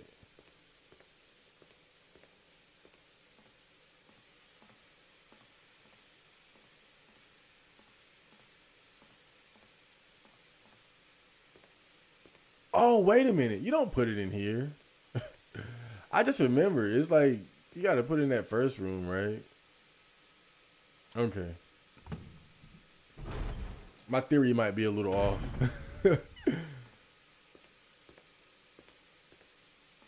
I completely forgot. But you know what's funny about that movie, The Crazies, is that I saw the remake first, and saw the original like quite a bit later. The original is not as good as the remake. The remake, I think, is much better than the original. The remake has a lot of the same themes, but I think the big difference that I noticed is that in the original movie, there's a lot more emphasis placed on like the perspective of the government and like the disease control faction that were trying to, contain and figure out, how the virus was spreading and whatnot. And those parts were really boring. The parts where the survivors were trying to fucking survive, that was what made it, fun and interesting. But the parts with like the, those government agent guys, talking and arguing and shit, it kept breaking up the action. And you look at the remake, they pretty much cut that out completely and focused completely on the survivor's perspective. And I think that was a very, very good decision. Like they recognized what was good about the movie and what was bad and pretty much ran with that. They ran with the good parts while discarding what was really unnecessary.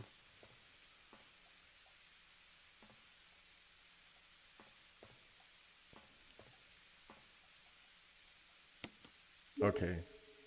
Now we can start up the elevator.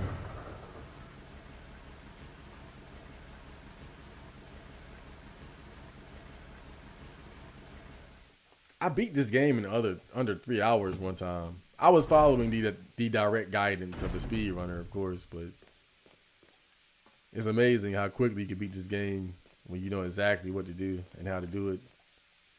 Because this is like this might be like the 9th hour or something.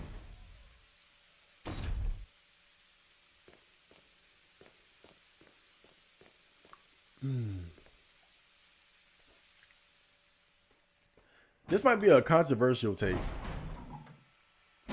but I think it's a good discussion.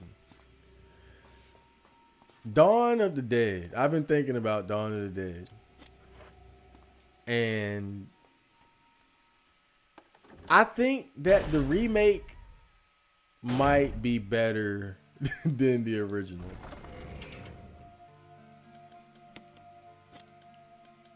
But those are fighting words for sure. Those are definitely fighting words. But I think that the remake is now I wouldn't say it's as extreme as comparing like the Crazies remake with the original or something like that. That's a whole different level. But I do think it's better overall.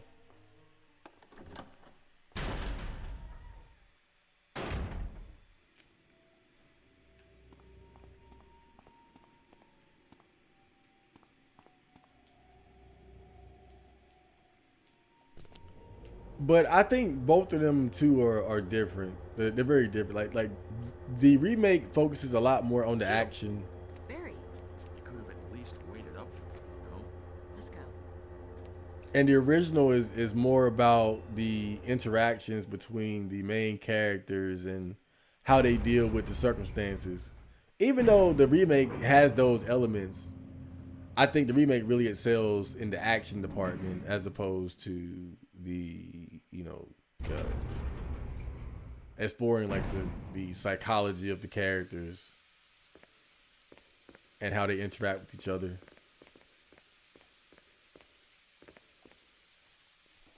But it even has that as well, though. So I'm like, and it completely blows the original out of the water as far as action.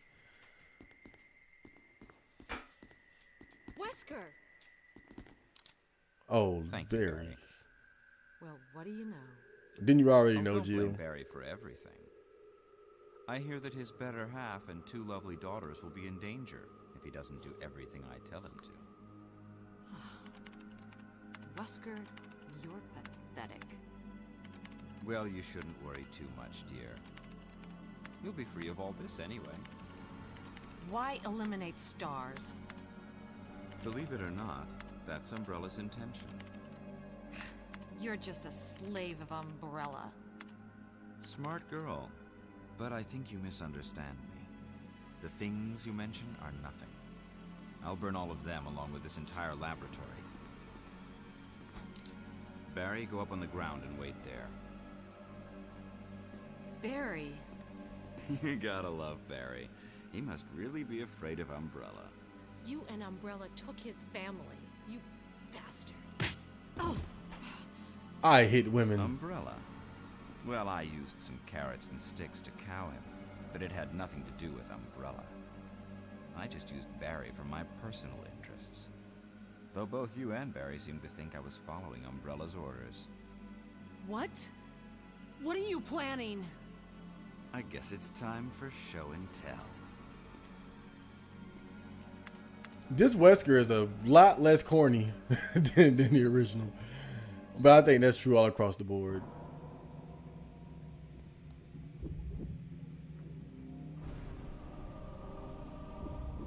It looks like they put effort into making sure this F&B didn't look like shit. Because some of them look really bad.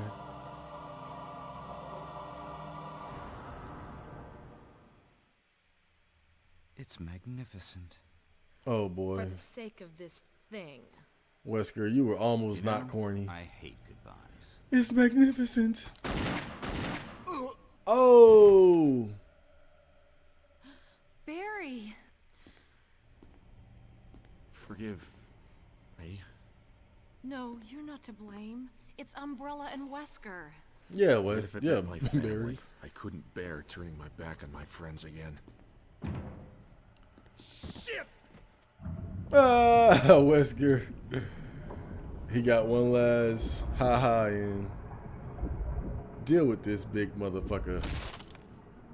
I don't know if I have enough ammo to even beat this dude with like in his second form. Oh god.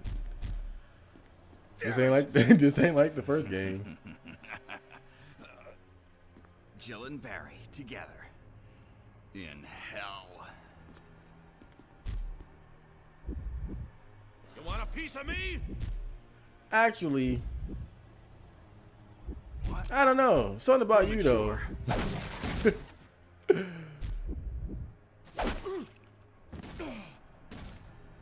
That's an Aqua Teen Hunger Force reference.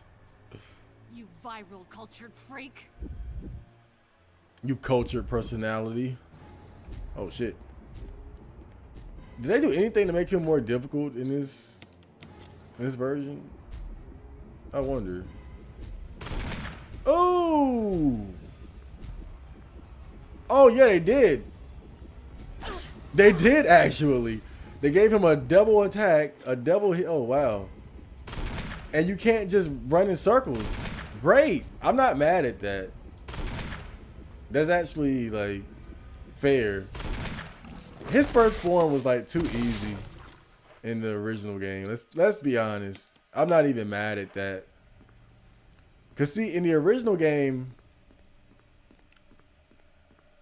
this gate, I mean this little fence gate thing here is not there. So essentially, all you gotta do is run in circles, and he can never catch you because he won't run. So they put this here to trip you up, and I think that was a good idea because his first form really was not first form, but the first fight with him really was too easy. Like once you knew the very basic of it. Wait a minute. Never mind. I think what is this? Yeah. Never mind. Because right here you can do the same thing, right? Yep. They still got it, but I think I still give them credit though, because I think your first instinct is going to be to either run this way or that way. And if you go this way like I did, then it's like immediate, oh shit, I'm cornered. And then he gets this double attack in unless you can dodge him expertly. And then you don't really see that you can go through here immediately. So you might go this way. And then the same thing will happen, so. Barry! Barry!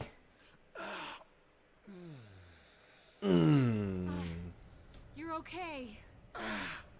Jill, sorry. That was careless of me. Wesker. He's gone. First, let's just get out of here. Wesker dipped the hell out, man. But they had to account for the fact that Wesker ends up becoming the main antagonist for the remainder of the series. You can't really have him sitting here blowing the hell up with this place. I wonder if they did that in the original, though. I think in the original game, they don't really account for him getting away. Maybe there's an ending where they do. I'm not sure, though. I might have just enough ammo to beat this guy. I wonder if you don't have enough ammo, does he, like, would they still drop the rocket launcher? I always wondered that. God, I do think you gotta hurt him a certain amount. I gotta go get Chris too.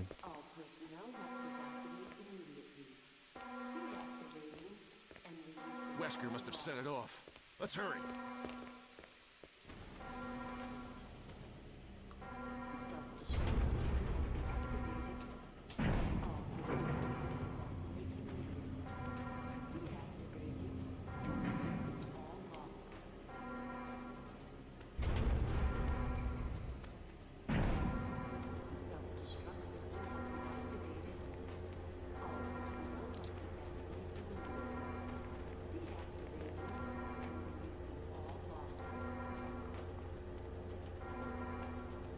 Oh boy. Some of these backgrounds don't look great. I'm going here. But I think whenever you're talking about horror movie remakes, you know, sometimes, I think rarely the remake will actually surpass the original. It doesn't happen often, obviously, but it does happen. And I think, like The Crazies is just a good example of that, where I think the remake is just heads and shoulders above the original. But then you have some that are more like, I think, acceptable. Like the Texas Chainsaw Massacre remake, I like that. Evil Dead remake and whatnot. And then you have the ones that just completely fail.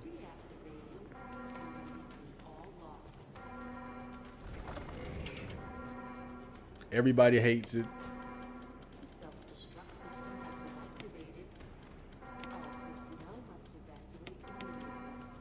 Oh, no point being sloppy now. Okay, so let me try to get everything I need.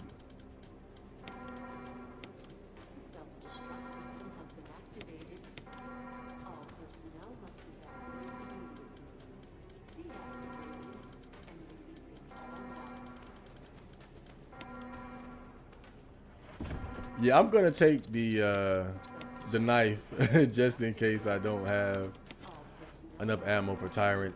I'm not even sure if I don't even think I have enough to, like, if they got any zombies or enemies left, I can't even deal with them. I need every bullet for Tyrant, man.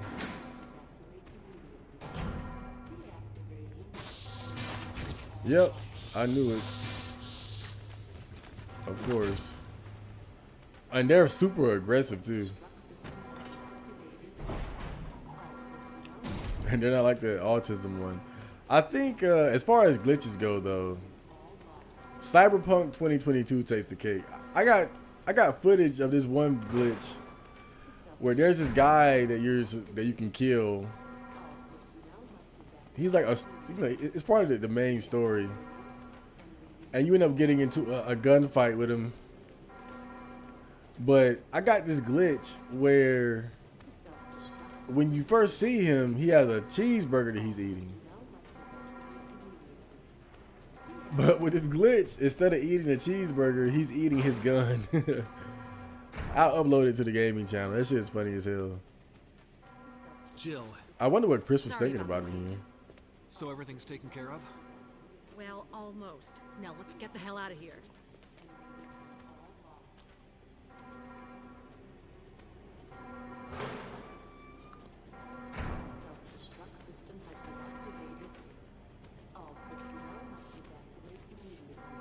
Man, Chris looks so average.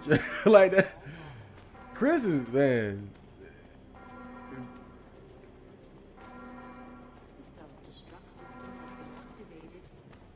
I mean, don't get me wrong. Like Chris, he's cool, but he looks so average in this game. He looks so really bland as a character. Come on, let's go. You really got to appreciate what they did with him in Resident Evil 5. You know, they gave his character a more dynamic look. Obviously, with the muscles, that was the direction they went in. Like, what do we do with Chris to make him look more interesting? Make him buff and shit. Because, you know, with Leon, they went with the whole cool guy thing.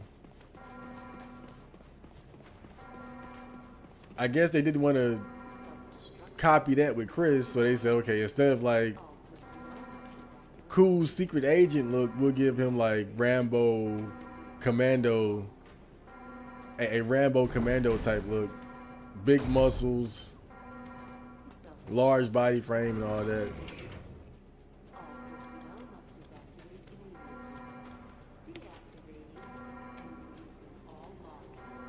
I mean, they really just straight reinvented the character. You think about it. I don't need to save anymore. We're gonna win this. We got this, guys. Yeah, they really reinvented him though. I think that's pretty cool. Come on, come on. Look at him. He's just plain man, just man. Like, hello, I'm man. My name is John Smith. What is this? Can I get some damn ammo?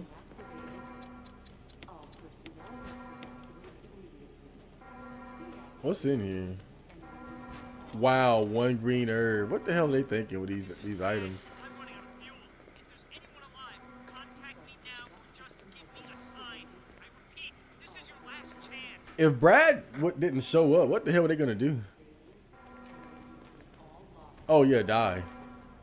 But yeah, what else could they have done? And how did Wesker escape? That's an even better question.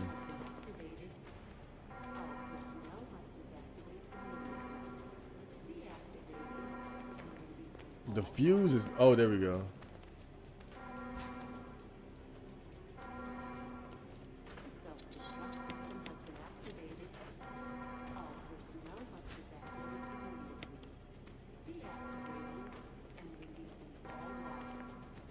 They forced, like, it seems kind of dumb that they put that fuse unit there,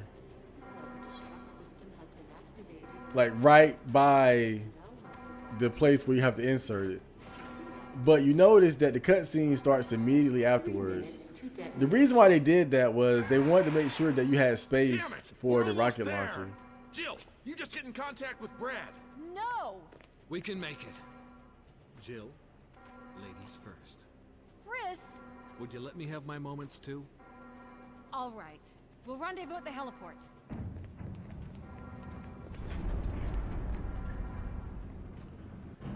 I wish there was a way to see all of them together, like Rebecca, Barry, Chris, Jill, in the same ending.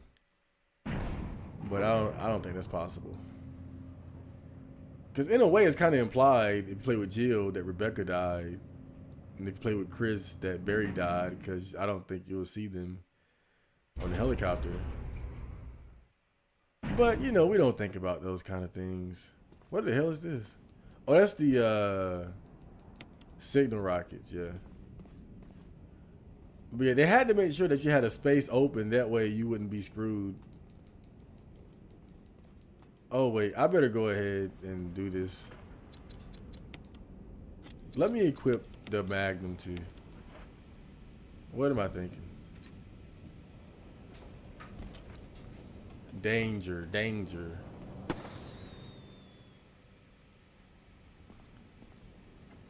Okay, Brad. Jill! You made it. I hope you guys help me out when I'm fighting Tyrant over here. Or you're gonna get wiped out immediately. Wiped out immediately.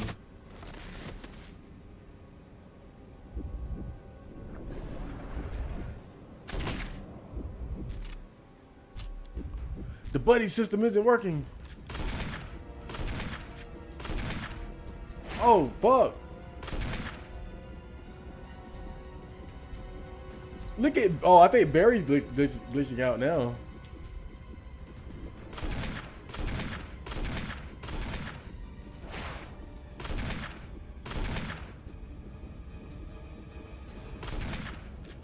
Oh, fuck.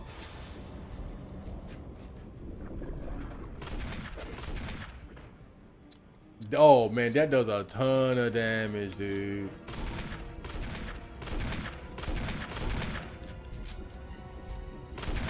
I shot him right in the ass. There we go. Jill, use it. Kill it, whatever it is. You are Amazon, Jill. Say that, Brad. Say that classic line. I got 4 rockets? Oh, he's about to try to bust me up, dude.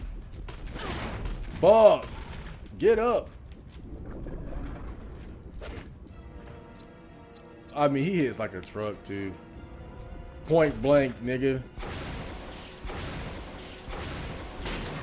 Oh, no.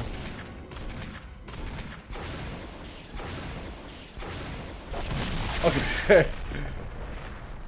Yeah, I remember he swats the first one out of the way like a fucking G. That's hard mode for you.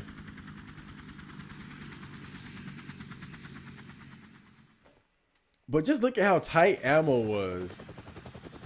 Like, I was down to like my last like 4 or 5 bullets. Like completely 4 or 5 bullets. Like, dude, hard mode is really serious. It's like they really give you just enough ammo to beat the game. I might have missed a clip or 2. And I could have avoided an enemy or 2 or 3 or 4 or 5. But still, hard mode really punishes you for trying to kill all the enemies, essentially. That's really what it does. You really have to you really have to avoid enemies as much as you can. And also make sure, like if you hit a hunter with a shotgun once, you might want to finish him with the handgun if you can. Stuff like that is important. You got to use the defense items to deal damage whenever you can. Like, I could have did that more efficiently a couple times. And you definitely cannot afford to tangle with any Crimson Heads. I think that was really the difference maker. If I would have decided to fight Crimson Heads in this run, that would have screwed me at the end. It would have made it a lot harder, at least.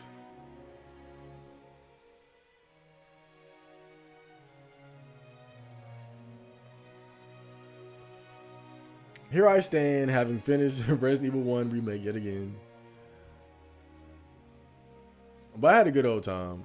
You know, this is still one of my favorite games of all time, and I think it's For me, this is the best survival horror game ever. This is it right here. This is at the top of the Mount Everest of survival horror games. This is the top, man. This is the granddaddy.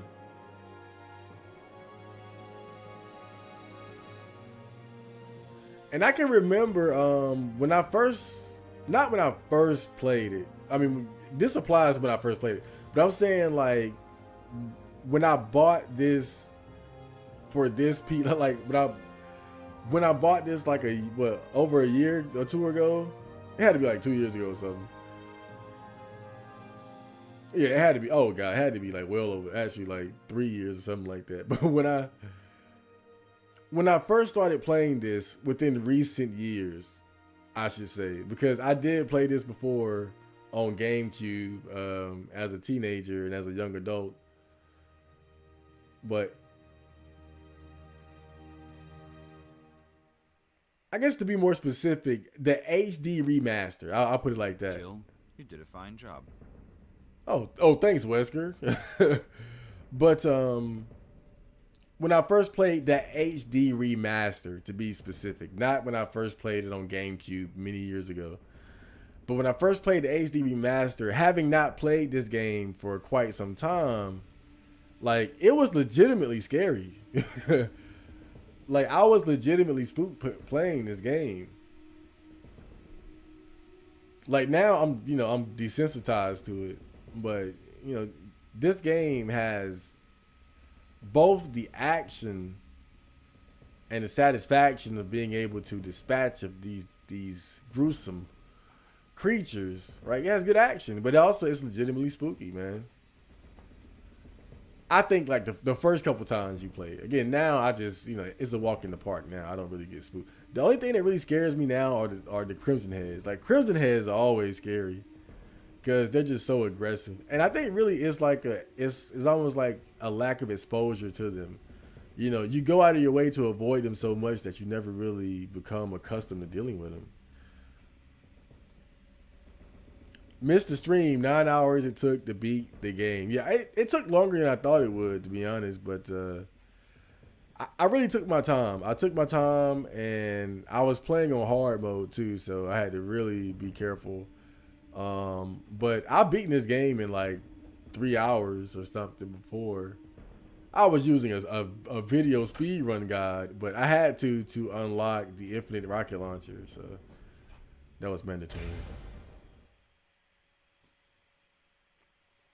Wow, Bilal, you came at the... Are we going to finish Budokai 3 tonight? I finished Budokai 3 on my own. All I had left was like, what, Kid Buu?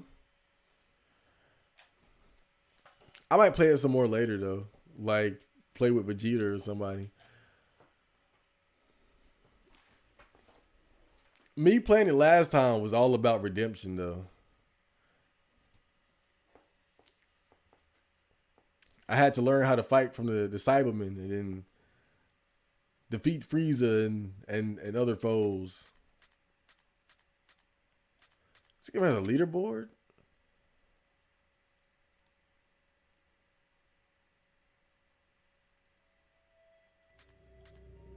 Oh, what's up, Lance Mods? Apparently. Dude, look at this. This is some cheating right here. So look at this. Apparently, this is supposed to be like the fastest times for beating the game. And look, how do you beat the game in 0 and 0 0 0 0? This is straight cheaters right here. But look down there at the bottom. Dude, I'm ranked terribly. I'm like ranked 100,000. Oh god, I can't do better than that. Come on, dude. But look, I got 2 hours and 48 minutes down there.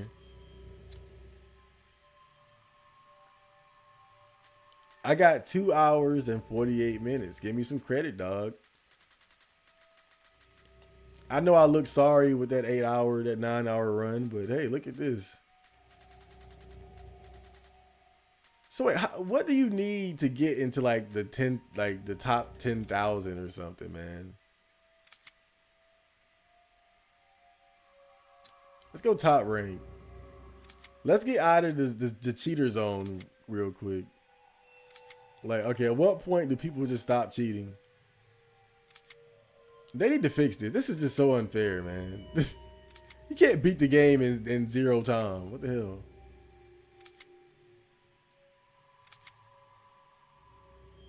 Wow. So all these people, like, whatever you got to do to cheat, they just say, all right, I'm going to do it. Okay, 1 minute? Is that 1 minute and 17 seconds? Dude. Like, y'all are really tripping out here. How you beat the game in 1 minute and 30 seconds, bro? This is just nonsense. This is absolute nonsense. Let me see. Real Survivor, same thing. Invisible. There's an invisible enemy mode in this game too, where all the enemies are invisible. I would never play that. I have no interest whatsoever. But they have Real Survivor mode, which is the item boxes aren't linked. You can still put stuff in item boxes, but they're not linked together. So that means a lot more backtracking, man. You cheating bitches. You cheating sons of bitches. I hate you guys. Like, why'd you do that? Why would you do that to me? Man, I didn't get on. Oh, God damn.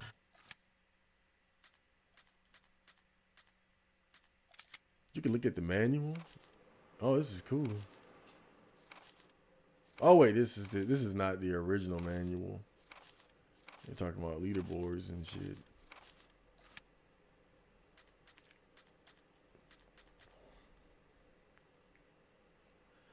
I know this sounds crazy, given what happened last time, but I want to play Siren again. I'm gonna see if I can find this thread. I found a thread on the retro, what's it called? Video game retro board on 4chan. I'm sorry I can find it. I found out some interesting information about this game. Now I already knew that this game has like mixed, like there's very much like mixed opinions about this game. It's pretty half and half. Like half people hate it, or like don't like how convoluted the game's design is, but some people vouch for it, right? But you know, that's how it is for any game, really. You know, you always find haters and lovers of pretty much any game. But this one is definitely like Siren is definitely like a strong 50-50, if not like really like 40. I say 40-60. To be fair, like a strong 40-60, maybe even 30-70, man. I gotta be real with you. But I found out something interesting about the game. I'm gonna see if it's. I don't think that thread is here anymore though. Damn. Let me see. Cause when I played it last time, you know, again, I was just like showing it off. Hold up, where the? Oh God.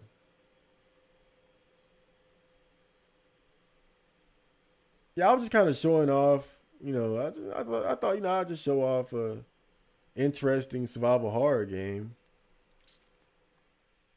Let me see.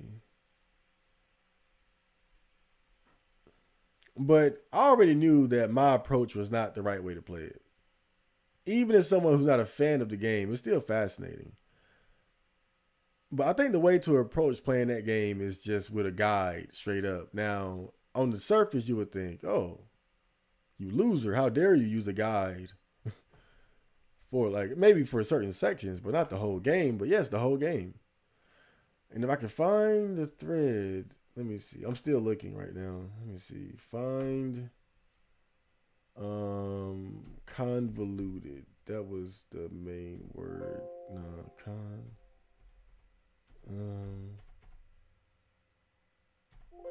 damn, where the hell? I know that thread is here somewhere.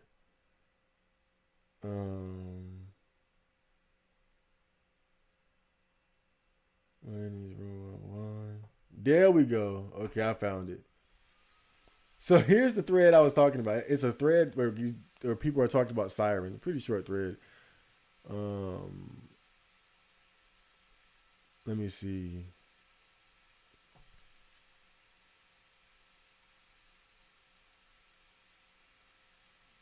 Hmm. Hmm.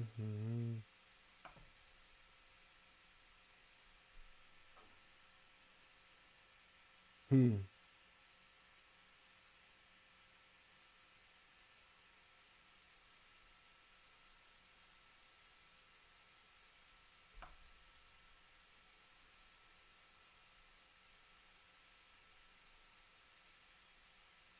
All right, so here's what I found out about this game that I didn't know before.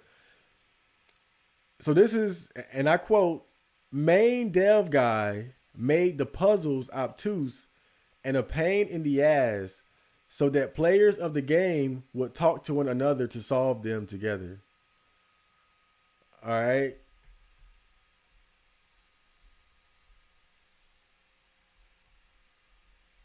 Mm-hmm. Mm-hmm.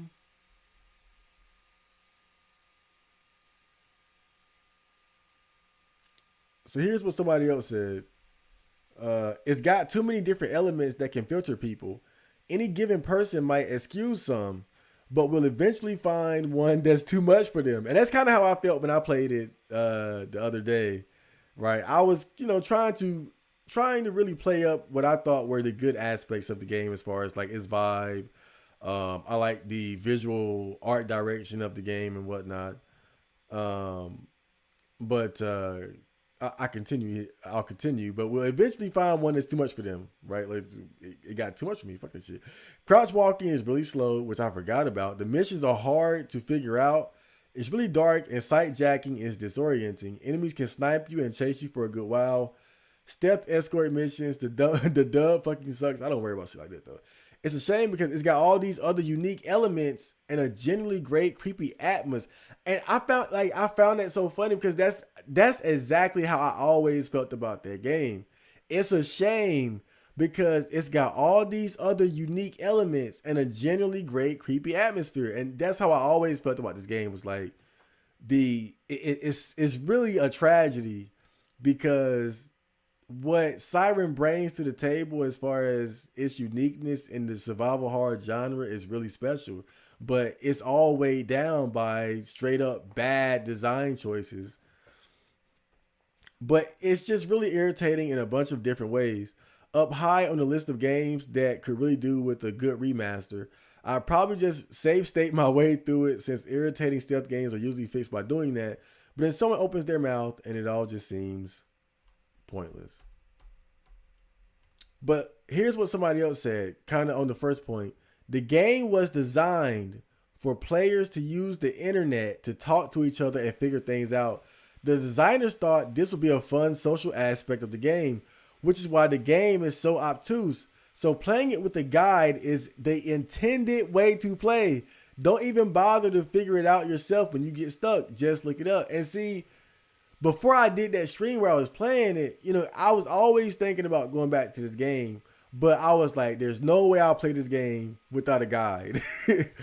And I just find it so funny that I find this thread and I'm learning that, the game was designed to be so convoluted, like intentionally. The developers wanted players to get stuck and try to help each other out and communicate online. Like that was part of the overall, the vision for the game. And so it's good to know I'm just not crazy here thinking that this shit is just ridiculous. Normally I never approach a game thinking, let me just have a guide on the table to play through the whole thing. But that's really what you have to do to play this game like solo pretty much. I'm not saying that's what you have to do, but it's what you should do if I'm being honest. But to be fair, there were a few people defending the game. I'll shout them out. This guy said, I've started on like 3 different spooky season occasions and always quit on the first level with the professor. Started again tonight, and now that I've actually paid attention to how sight jacking works, I haven't had any real issues. So this is so and when I was playing it, I was being very reckless. I really didn't give a fuck like that. I wasn't playing it up to the level that I really needed to. But still, I remember the game for being ridiculously convoluted anyway. So I already knew that wasn't entirely the main issue. But, it is a game where you have to be extremely patient. It is a game where you have to utilize, the sight jacking mechanic to its fullest if you want to make consistent progress. But I find it funny though when he said that I've started it on like 3 different spooky season occasions and always quit. Right. So that shows though that the game easily filters people who can't quickly grasp its mechanics or just don't like some of the design choices. He quit it on 3 separate occasions. This is the Siren Talk Show, by the way. Okay, and this guy, he says, you're obnoxious. That game is great. You're expected to try different things and think outside the box. Sorry you found that difficult. Now, one thing I will say about Siren, I think that when you look at how the levels are separate, like, for the most part, it's like these short levels.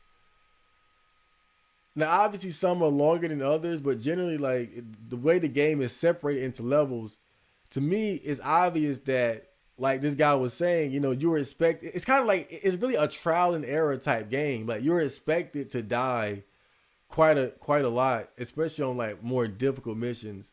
So I think he has a point there, but I think also that the game just does have straight bad design choices, like just straight up.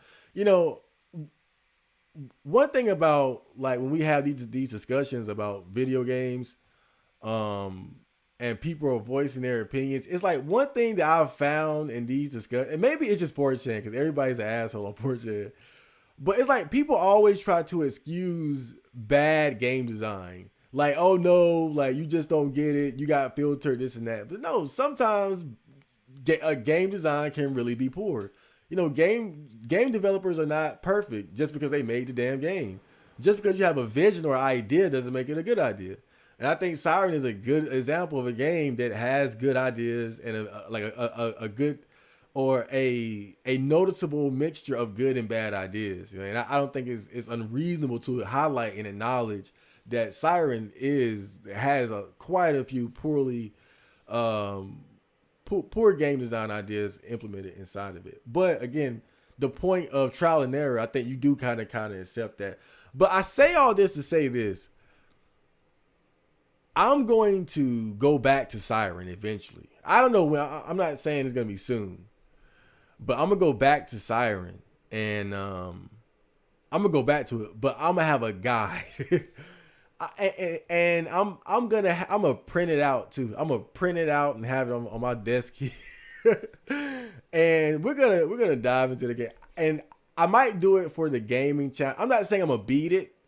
But I want to approach it in a more analytical, observant way, instead of like trying to get into it and getting mad. Like, let's really dive into Siren the game and try to understand it, because I don't think it's a game that's worth playing raw. I think it's a game that's interesting, but if you have any sense, or you should play it with a guide. But that's something that's just an idea that I have. I'll most likely do it like specifically for the gaming channel though. I don't think I'll stream that because I had to do a lot of like just paying attention to the guide and shit. And I want to be very analytical. I don't want to be sitting here talking about somebody getting rejected by fat chicks. You guys coming here with these stories. Ah, man. What are we doing? Oh boy. Yeah, I just went on a whole Siren rant there. If you don't have Super Saiyan 4 Gogeta unlocked, you didn't really beat the game. Well, I didn't, my plan wasn't really to dive that deep into the game. I wasn't trying to get Omega Shenron and Oob and shit. Really, I played the game kind of on a whim that night. And then I got schooled by Cyberman. And that inspired me to learn how to play the game.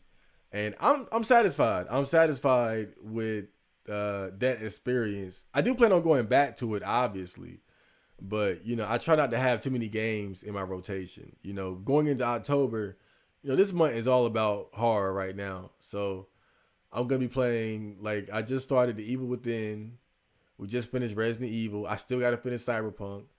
So I'm not really including Budokai 3 into like my serious this current cycle of games that I'm playing. That was more like a redemption arc where I had to, learn the ways of Budokai 3. I had to fight and learn from the Cybermen senseis as they prepared me for the future battles with Frieza, Cell, etc. It was fun, but man, like when you really look at it, like, oh, you really got to be into it because just how time consuming Dragon Universe can be with leveling up and all that shit. I ain't ready for that. I'm satisfied with having, learned the basics of the game, and that heat mode shit sucks though. I can't stand that goddamn thing. We didn't see a video of you producing beats. Oh yeah, that's a good point. I should do more episodes of the process. Did you learn how to make beats and music all on your own? Pretty much. I pretty much brute forced it, which isn't a good idea. It's so much good content online as far as like FL Studio tutorials. I watch them every now and then, but I really learn in most things by myself. Like I remember my first beat, which I unfortunately lost. I wish I still had it because it was actually a decent beat. And my first beat, like I just stayed up all night. It was like I remember it was like I was up for like 6 hours straight, man, and like that was pretty much like my awakening. I just spent a whole night in FL Studio figuring shit out, and I made my first beat, and the rest is history though. But I pretty much brute forced the shit, I saw that spicy ramen mixed with chicken patty and lettuce on your Insta page. That shit looked gross. Do you actually feel good eating that? That shit's awesome. It's very delicious. It's very tasty. That's one of my favorite meals. It's very I don't know. I don't know. I think I did post a picture of it one day. But yeah, that shit is good. That's like my go-to meal. Like, it obviously is, if you really want to be in your fat mode, you want to get some fast food, Domino's or something. But as far as like affordability and taste, man, I love that. Get some spicy ramen. I prefer chicken over beef, never shrimp. And the meat you choose can vary. I don't eat pork anymore, but I used to, when I did eat pork, I would use sausage sometimes, but not anymore. I might use beef or chicken, mostly chicken, as the meat in this soup, this ramen soup concoction. And you can use like just about any type of chicken. They got all kind of different brands of chicken nuggets and chicken tenders and chicken patties and shit. Obviously, depending on the quality, that's going to affect the quality of the overall meal. But sometimes you got to go for like the cheap shit. Big Walmart brand bag of chicken nuggets. Or you can go for something more fancy like the Purdue chicken tenders or something like that. And then I like to get a bag of mixed vegetables and I'll cook those on the side. And bonus, if I got like some crackers, like especially like cheddar cheese, what are they called? I forgot. But yeah, cheddar cheese crackers with it. Oh man, like it's fantastic. It tastes really good. I mean, some days, you don't quite get the right mix, but overall, like, and on top of that, like, it's filling, like that. It really fills you up, especially because of you putting the mixed vegetables in there. Because really, vegetables are like low calorie, but just fill you up type shit. So yeah, I mean, man, in fact, I'll make a video. Like I've been playing this. I'm gonna make a video showing myself prepare that meal. Like that's my favorite, like cheap broke boy meal for sure. But I don't know, maybe it doesn't look maybe it doesn't look that delicious, but looks can be deceiving. I'll show you guys how to make it and you can put your own spin on it. But I definitely vouch for it. I mean, is it like, is it top shelf 5-star restaurant meal? No, but hey, for a regular person on a budget, like it's tasty and it fills you up. I vouch for it. I'm surprised you're committed to streaming 3 days straight in a row. You don't really retain the attention of your viewers that well either. I think most of your viewers just go in and out of the stream. I mean, that's great. I just do it. I mean, if I feel like streaming, I'll just stream, and then people can come in and come out. I mean, I don't really expect people to sit here for 2 or 3 hours or 4 hours. If you can come and visit for 10 minutes, 15 minutes, I mean, that's cool. I appreciate it. And I'm sure some nights I've probably been here by myself, just talking to myself. Like, I don't mind. I mean, if people want to drop in, that's cool, but I'm a stream regardless. It's just letting people know, like, I'm here. I'm here. This is my channel. I pop up and you can drop in and say hello and get the hell out, or you can stay and chat for a little bit. Maybe you had something you wanted to ask me, or it's cool. I don't expect people to sit for 3, I don't even do shit like that for the most part. Every now and then I'll, depending on the streamer or what I'm watching. But hey, it's a fast-paced world, man. It's so much content to consume in the world. Like, you can't look at everything. You can't sit in every goddamn 2 and 3 hour stream and still have a personal life of your own. Sometimes you got to settle for, hey, you know what? I'll go and check them out real quick, say what's up, get out. Sometimes you got to just say, you know what? Maybe I'll watch it later. I'll just watch it when he's when it's not live, but just on the channel. Maybe you'll just have it playing in the background. I know I think Hellbreaker sometimes he'll have me in the background while he's playing a video game or something.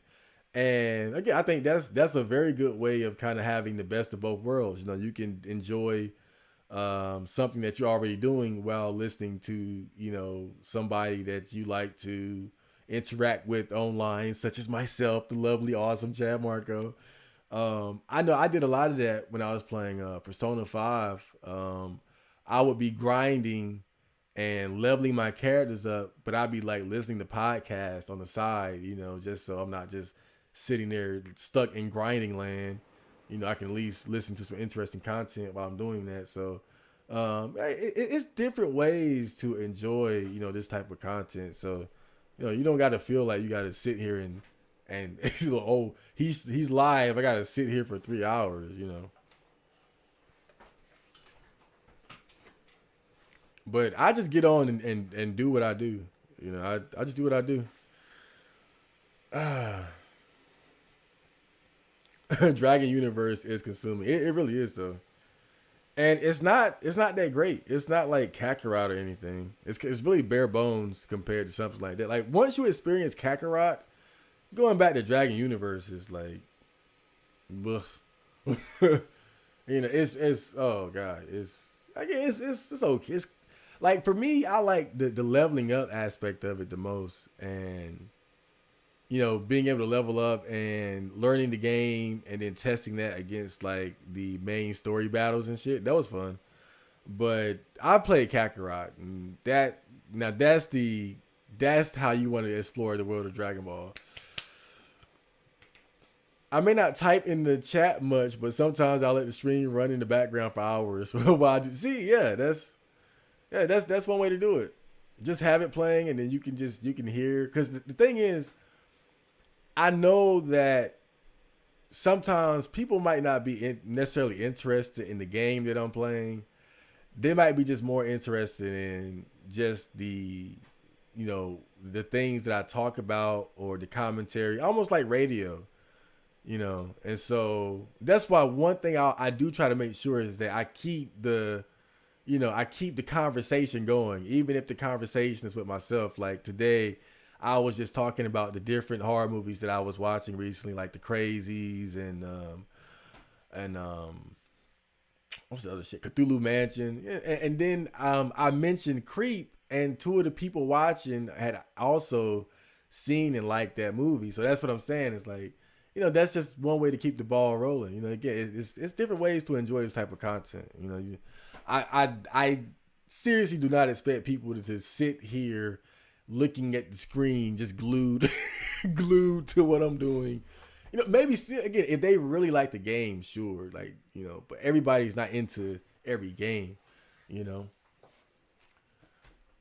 everybody's not into every game that I play. But simply, I just play what I want to play. If I get some recommendations or somebody, wants something, I'll do it every now and then. But, this month is all about the scary shit. I'm trying to think though. I'm gonna get off soon. I'm ranting at this point. I kind of hit that second win. I was getting tired and I was gonna go to sleep. Now I can't because I'm up completely. So I'm trying to figure out what I'm gonna do after this. But yeah, I gotta figure out what I'm gonna stream this coming Friday. I'm gonna try to do the Chainsaw Man Volume 3 between now and then, because the anime I think is coming out tomorrow or today, and I might do a video on that too, like just catch the first episode. But if I don't like it after the third volume, I'm not gonna really concern myself with it, to be honest. I'm just riding the bandwagon there. But I'm trying to think, like, as far as like horror shit, like what should I do for Friday? I'm trying to stay within the theme, cause man, I love Resident Evil, but I've definitely it's overstayed its welcome. I admit that. It's definitely overstayed its welcome. I just love that game so much. I'm trying to think. I tried Amnesia last year, but I didn't really like it. To be honest, I mean, it was all right, but it was just so puzzle heavy, and I kept getting stuck. That wasn't fun. I could go back to Amnesia though, to be honest, but nah, I'm good. I think I'm good on that. I think I'm good on Amnesia. I think I'm good. Oh, what? Oh, Doom. Maybe Doom. I've done a Doom 3 playthrough, but I could play like the classic Doom. That would be cool. Like, that's not like straight survival horror, but it's a pretty horrific shit there. I think that would be cool, like Doom, because I really suck at that game. I always sucked at Doom. It might be nice to have like a night where I just try to see how far I can get. Not like a whole playthrough or anything, but just like that'd be like a fun game, like a fun, like 1 night, 2 night thing, I might do Doom. That's an option. Somebody asked for Evil Within stream, but I'm doing a complete playthrough of that on the gaming channel right now. So we're not getting an Evil Within stream, but I'll be uploading the first episode of that soon. Yeah. I might need to buy something new, actually. I might need to buy another like survival horror game or something to add to the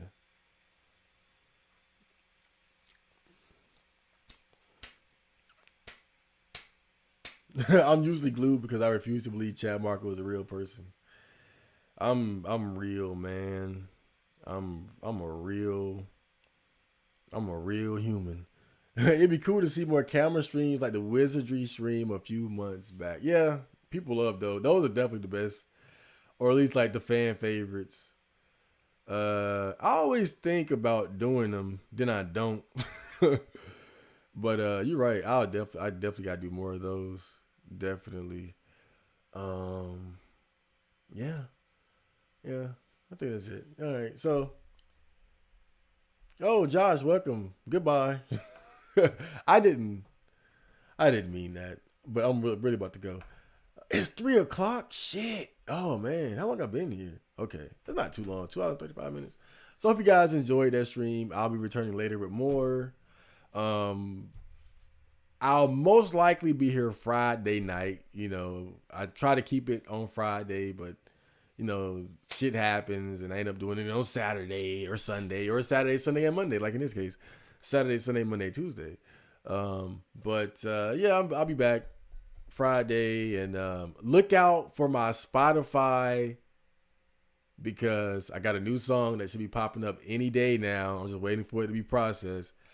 Spotify, iTunes, it's gonna be on like all the major streaming sites and shit. So if you're looking for new music, new rap song is coming out very soon. So pay attention to those sites, and you will be pleased. So I'll see you guys later. Johnny.